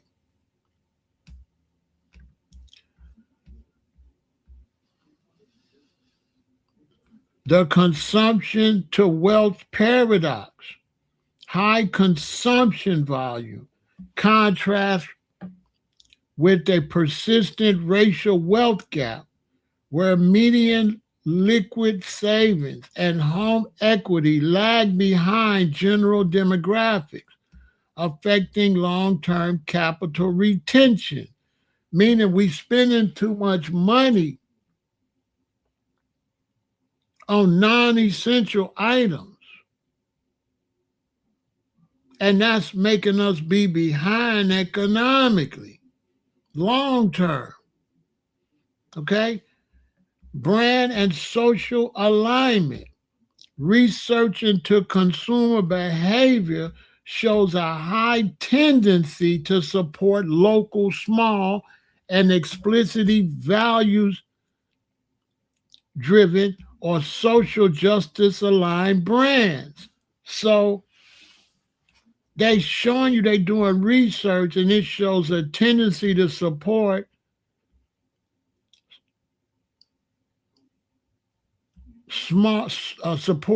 local, small, and explicitly values-driven or social justice-aligned brands. So we're willing to spend our money with things that really align with us socially. If we're in a position to do that, or if we have people instructing us to go that way, we're real good at that. The Asians are showing you that. We shut them down. Key spending highlights: apparel. This is what we be spending on. Black households spend an estimate 29 billion annually on apparel and footwear, which means what? We need to be the ones selling apparel and footwear.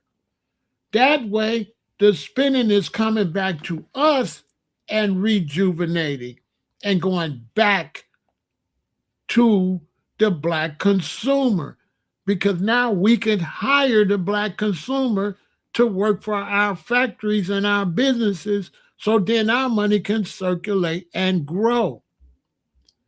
They often over index in categories like footwear and specialized clothing, spending 25% more of their income on apparel and personal care items compared to white families.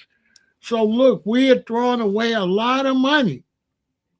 We're spending 25% more of our income on clothing and personal care items compared to whites. But yet, we're not making sure that we're getting that money. Now, if we was getting that 25%, it would be great. The problem is not what we buying. The problem is we ain't the ones selling it. That's the problem. If Quaylen was selling it and we spent 25% more, he would be able to put it back. But what also has been happening is when we spend with these black people, they go, right? So we buy black, they take our money and they go buy from somebody else. So our money be gone. That's what's hurting us. We're spending money with Diddy and all these people. That would be great if they put the money back. But they end up spending it with other people. So we might as well have spent with other people if we're going to buy from Diddy and he going to spend with other people. You see what I'm trying to show y'all?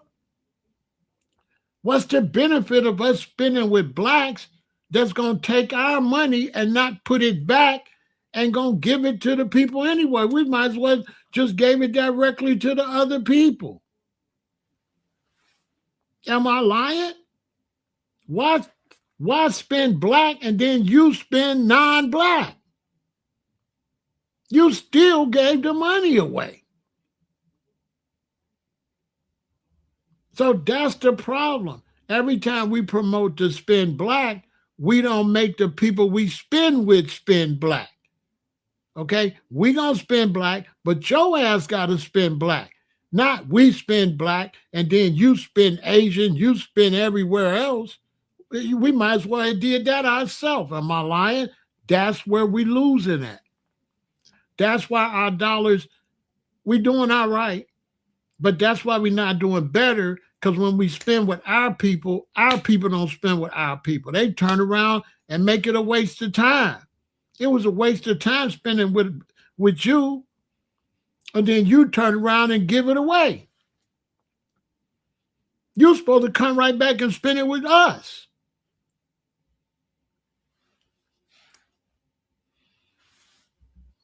Entertainment in 2024, expenditures on entertainment for black households were approximately $1,673.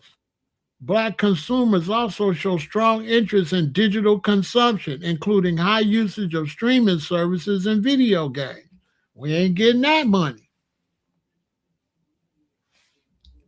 Driving factors: high income black households spend roughly 4 times as much on entertainment compared to lower income counterparts. Additionally, 50% of black Gen Z and millennials reported increase in their spending across fashion and beauty categories, but it's not our fashion and our beauty categories. That if we spent with them and then they spent with us, you'd get your money back. Total market impact.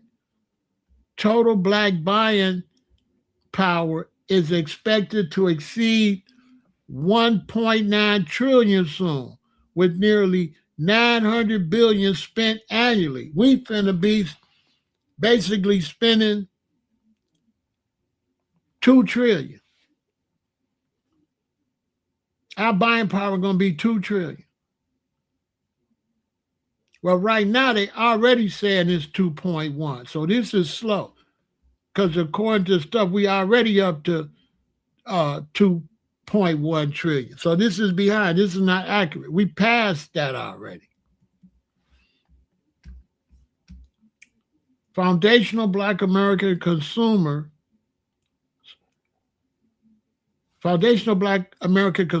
represent a massive and growing economic force.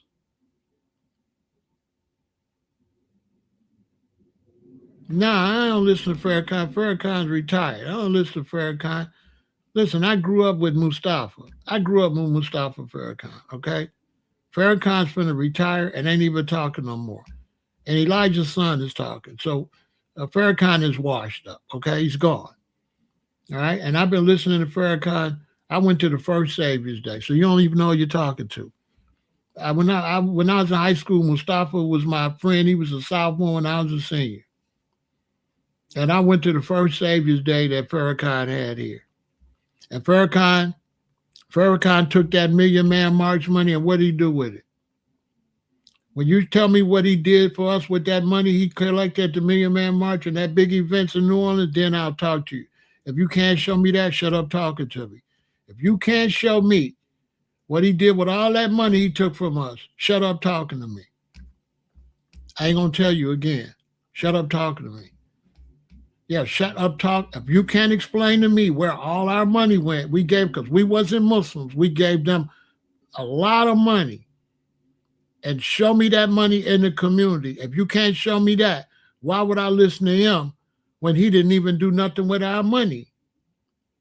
Okay, the Nation of Islam has failed. Anyway, you got to go. You're not going to troll me with your Nation of Islam nonsense. The Nation of Islam failed Black Americans.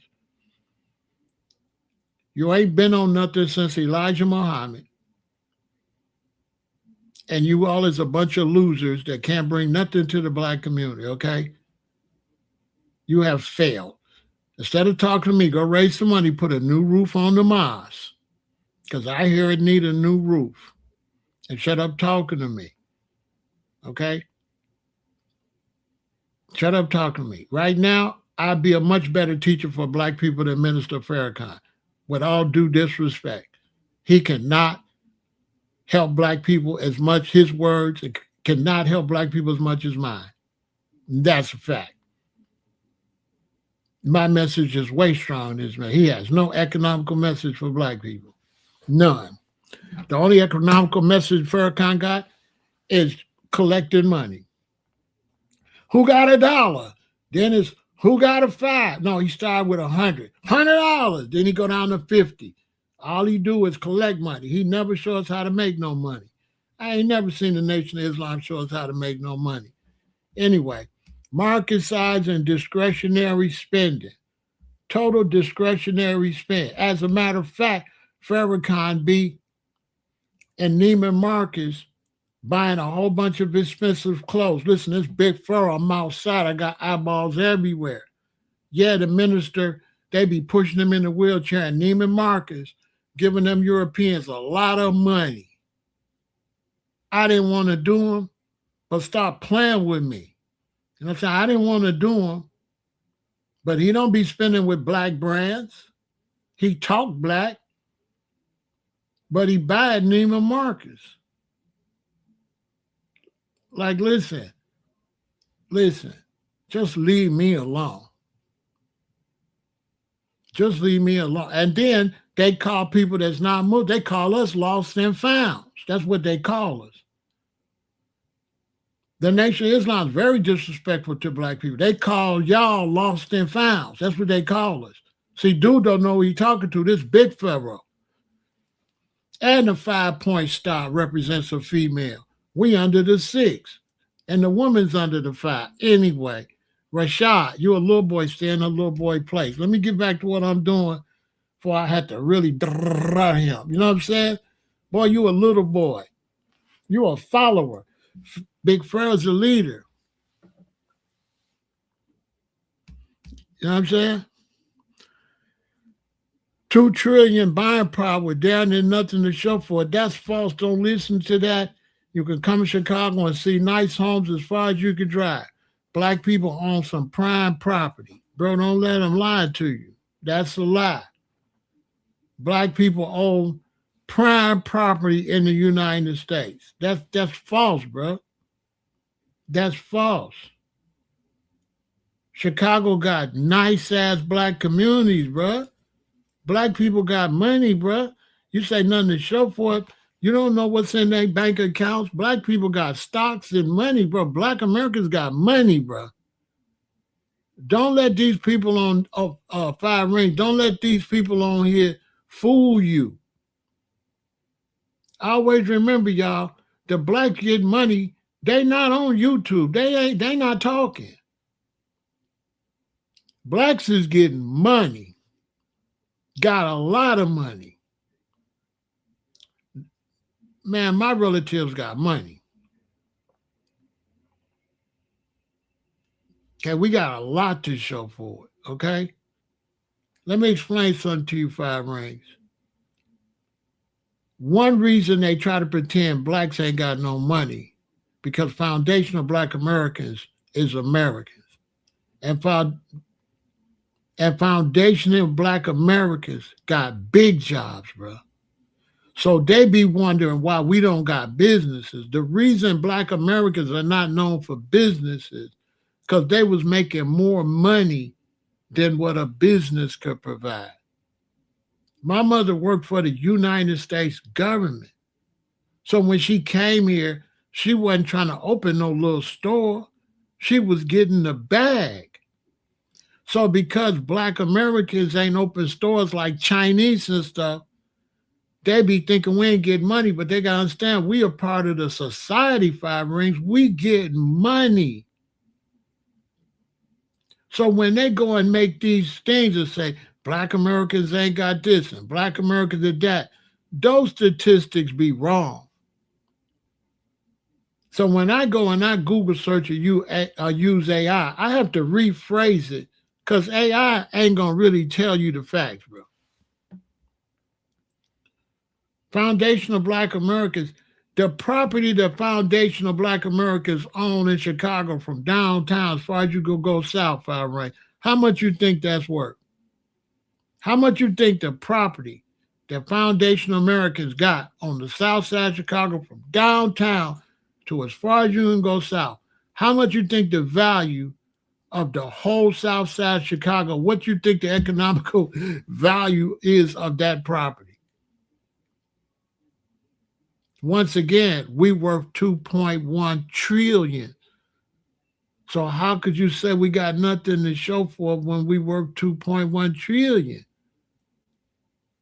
You got to understand, Foundation Black Americans got their money in banks and stocks and stuff. So when they say the show, that's misguided. Nobody's showing they investments. 5 Rings. Nobody's showing their investments. So if they come to Chicago and they go on the west side and show you a little raggedy strip, do you know how many houses they could have showed you in South Shore and Maple Park and Morgan Park and Oakdale? And we got 77 communities, so they be brainwashing, intentionally show you a little strip to try to paint a bad image. They don't never come show all our nice homes and all that. Show me when they come. Show me anybody come to Chicago and drive through the community and show all these nice homes. They don't do that. They'll make a video about the Black community. They'll go show it like a little raggedy spot. But they won't go downtown and show no white people downtown with a sign say, hungry as F. Why they don't show them down there begging? All them whites is homeless and substance abuse and stuff. Why they don't show that? They be doing propaganda, bro.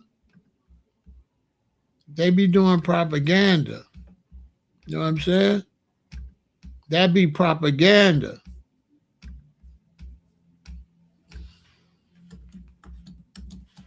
You understand? They be pushing propaganda. Y'all got to remember that. A lot of this stuff is propaganda. It's not really real.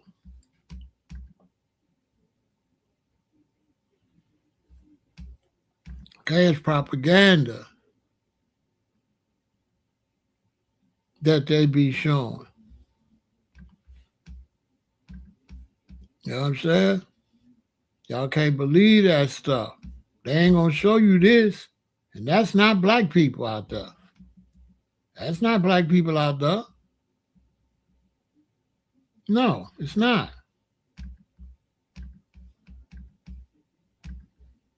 That's not black people.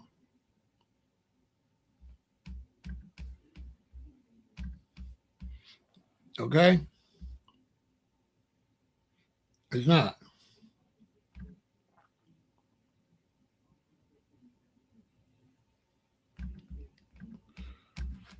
So,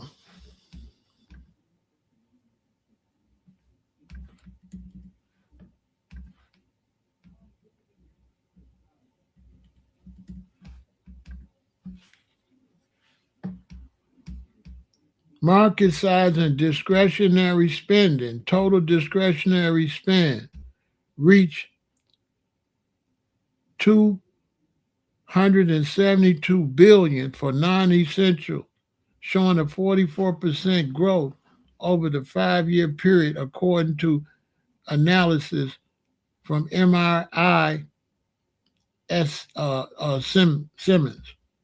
CPG and retail, black consumers account for over $370 billion in fast-moving goods, general merchandise, and quick service restaurants. But we worth $2.1 trillion. What is 370 billion to 2.1 trillion? See how they play? Data track by numerator. Geographic concentration. The U.S. South holds the highest concentration of black discretionary dollars, led heavily by major metropolitan hubs like Atlanta, Washington, D.C., and Detroit. Right? Look, key spending categories and preferences. Beauty and personal care. Foundational Black American consumers spend significantly more per capita, roughly 67% higher than the national average on beauty, grooming, and skincare products. That's because the black woman and the black man, we need special stuff for our hair to be able to go to work and look decent. We don't have straight hair. So we have to spend a certain amount of money. Also, our skincare needs special treatment too. But they don't show you how much white Americans spend for suntan lotion. I bet you they spend more than we spend on this on suntan lotion. I bet you. Media and technology. Foundational Black American households over-index in technology gadget purchases, smartphone ownership usage, and lead in total television and streaming consumption time. Now, see how they play? They say we buying a whole bunch of technology, right? But we worth 2.1 trillion. So if we got a lot of good jobs, right? Do our sons got PlayStations? Yes. Do our sons and daughters got Xboxes? Yes. Do our sons and daughters got iPhones and Androids? Yes. So it'll make you think that we taking the L from having this stuff, but we can afford it. It's not like it's not like it's doing no damage. People making good money.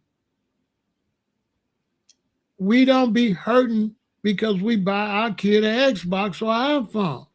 That's just a drop in the bucket. But the wrong person would read it if it wasn't me, and I would hype y'all up. Look, family, look how much money we spending on iPhones. Bro, that's a drop in the bucket. These is facts. Nobody ain't giving no real statistics on what we doing. 1 minute we work 2.1 trillion, and the next minute they trying to act like we broke. Make some sense. How was we broke and can't afford to buy nothing on this hand, but work 2.1 spending 2.1 trillion on this hand? Which one is it? See, this is how they play.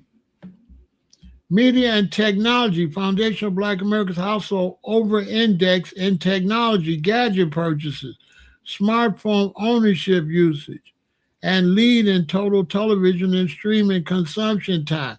That's also false. That's false. Black people have a tendency to leave the TV on but don't be watching it.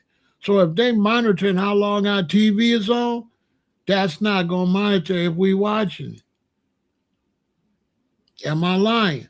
If they got a way to tell how long our TV on, can they tell how long we watching it? No. Because the TV just be on.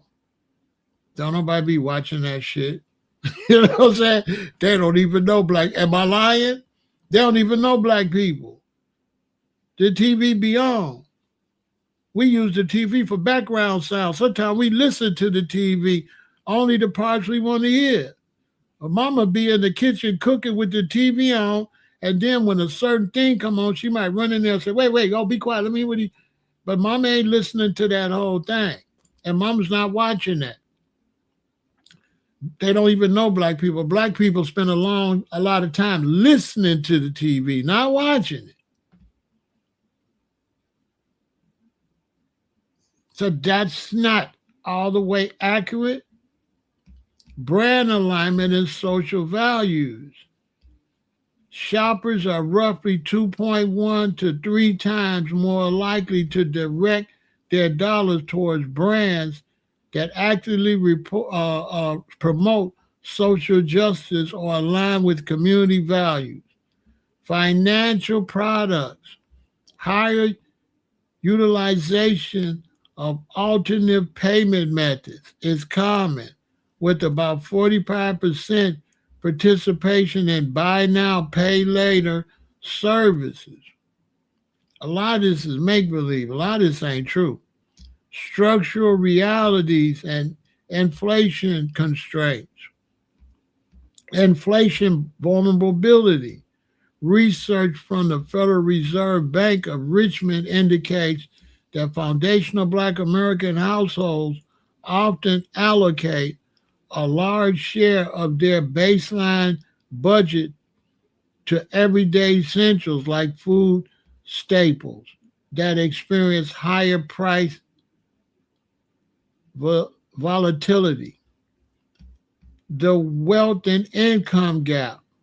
Median household incomes or overall net worth remain lower than white counterparts, meaning spending choices operate alongside a pronounced racial divide.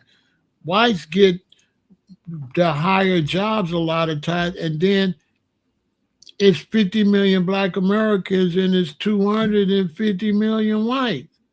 So how you comparing 50 million to 200 plus million? See this, I'm pointing out y'all, these things be having holes in them. How you gonna compare 50 million Black people to 200 plus million white people? Of course, the 200 and something million white people are gonna hire white people. So of course they're gonna have more money and more jobs. They got more people and they the ones hiring. How 50 million people gonna have the ability to hire like 250 million? See, they be running games with the way they be explaining this stuff. Who in their right mind think that 50 million black people supposed to be able to compete with 250 million white people? That don't even make no sense for us to be equal. How are we going to be equal? So some people looking at it say, oh, we not equal. How, bro? How 50 million going to be equal to 250 million? Let me get the right number. How many white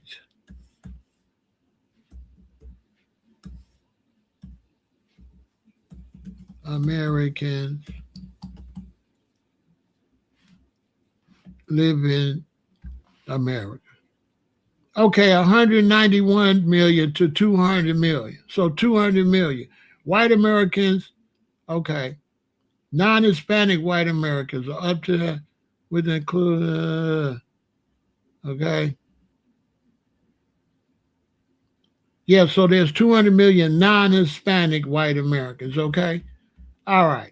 So how are they going to compare 200 million to 50 million and make you feel like you ain't doing good enough when you only 50 million and they comparing you with 200 million, who obviously going to have the ability to give each other better jobs, obviously going to have the ability to make sure each other got better schooling. I mean, all this is obvious. That's not no reflection on us, but they sell it like it's a reflection on us. In the meanwhile, we worth 2.1 trillion and we only 50 million. So how they gonna sell something bad based on that?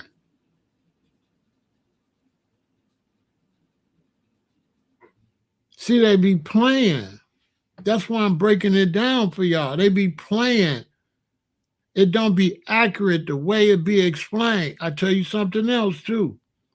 When you search on Google and you get some information, save it one day and then reword it. And I bet it say something different. Reword it, but ask it the same thing. I bet you won't get the same answer. I do it all the time. That's how I find the facts. I have to reword it.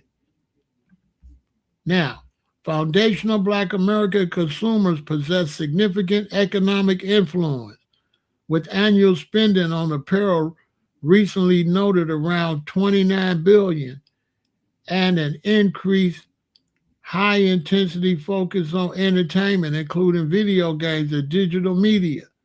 Foundational Black American households often outspend the average American on apparel, footwear, and as of early 2026, plan to spend over $900 annually on entertainment. Okay, so people will be like, that's a bad thing. No, we more flyer than everybody else. That's what it just said. What I read is foundational Black Americans is fly as hell. That's what I just read. Right? They basically saying we really be on fashion.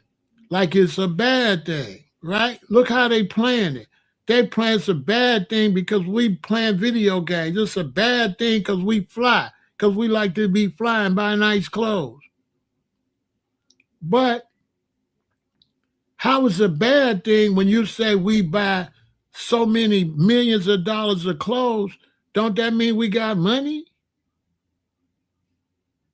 Because if we was broke, we couldn't buy them clothes. Am I correct? So when you say we spending all this money on clothes, that means we got good jobs. How that's a bad thing? See, they talking double talk. Why they don't say Black America's getting so much money, right? Look, let me rephrase that. Black Americans getting so much money, they spending $29 billion on clothes. Now, how that sound? Black Americans getting so much money, Foundation Black Americans getting so much money, they spending $29 billion on clothes and entertainment and video games because they get in the bag. How that sound? That sound better to me. Because guess what? What we supposed to do with it?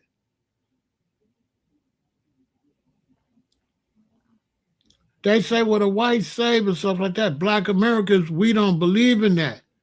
We believe to live your life. We don't believe in cheating your life for later. We don't believe in that. We some godly people. We believe live today. We don't believe in pension money for late tomorrow. We don't believe in that. We save some, but we ain't trying to save no money like it's going to be greater later, because you don't know what it's going to be later. What happens if you save all your money and sit still and get hit by a tornado? Now what? You gone? So it's a thin line between what they be teaching and what we be on. We don't want to live now. You know what I'm saying? We ain't trying to do all that super duper saving. What we trying to do is we trying to spend money to make sure our kids get their own money. Because we new in the game. So we typically don't feel like we got as much money to save. Our kids gonna have way more. This is how we look at it. See, I don't look at it like save for my kids. I look at it like my kids gonna have more money than I could save. That's my mentality. I'm trying to make sure my kids gonna make more money than I could have even saved.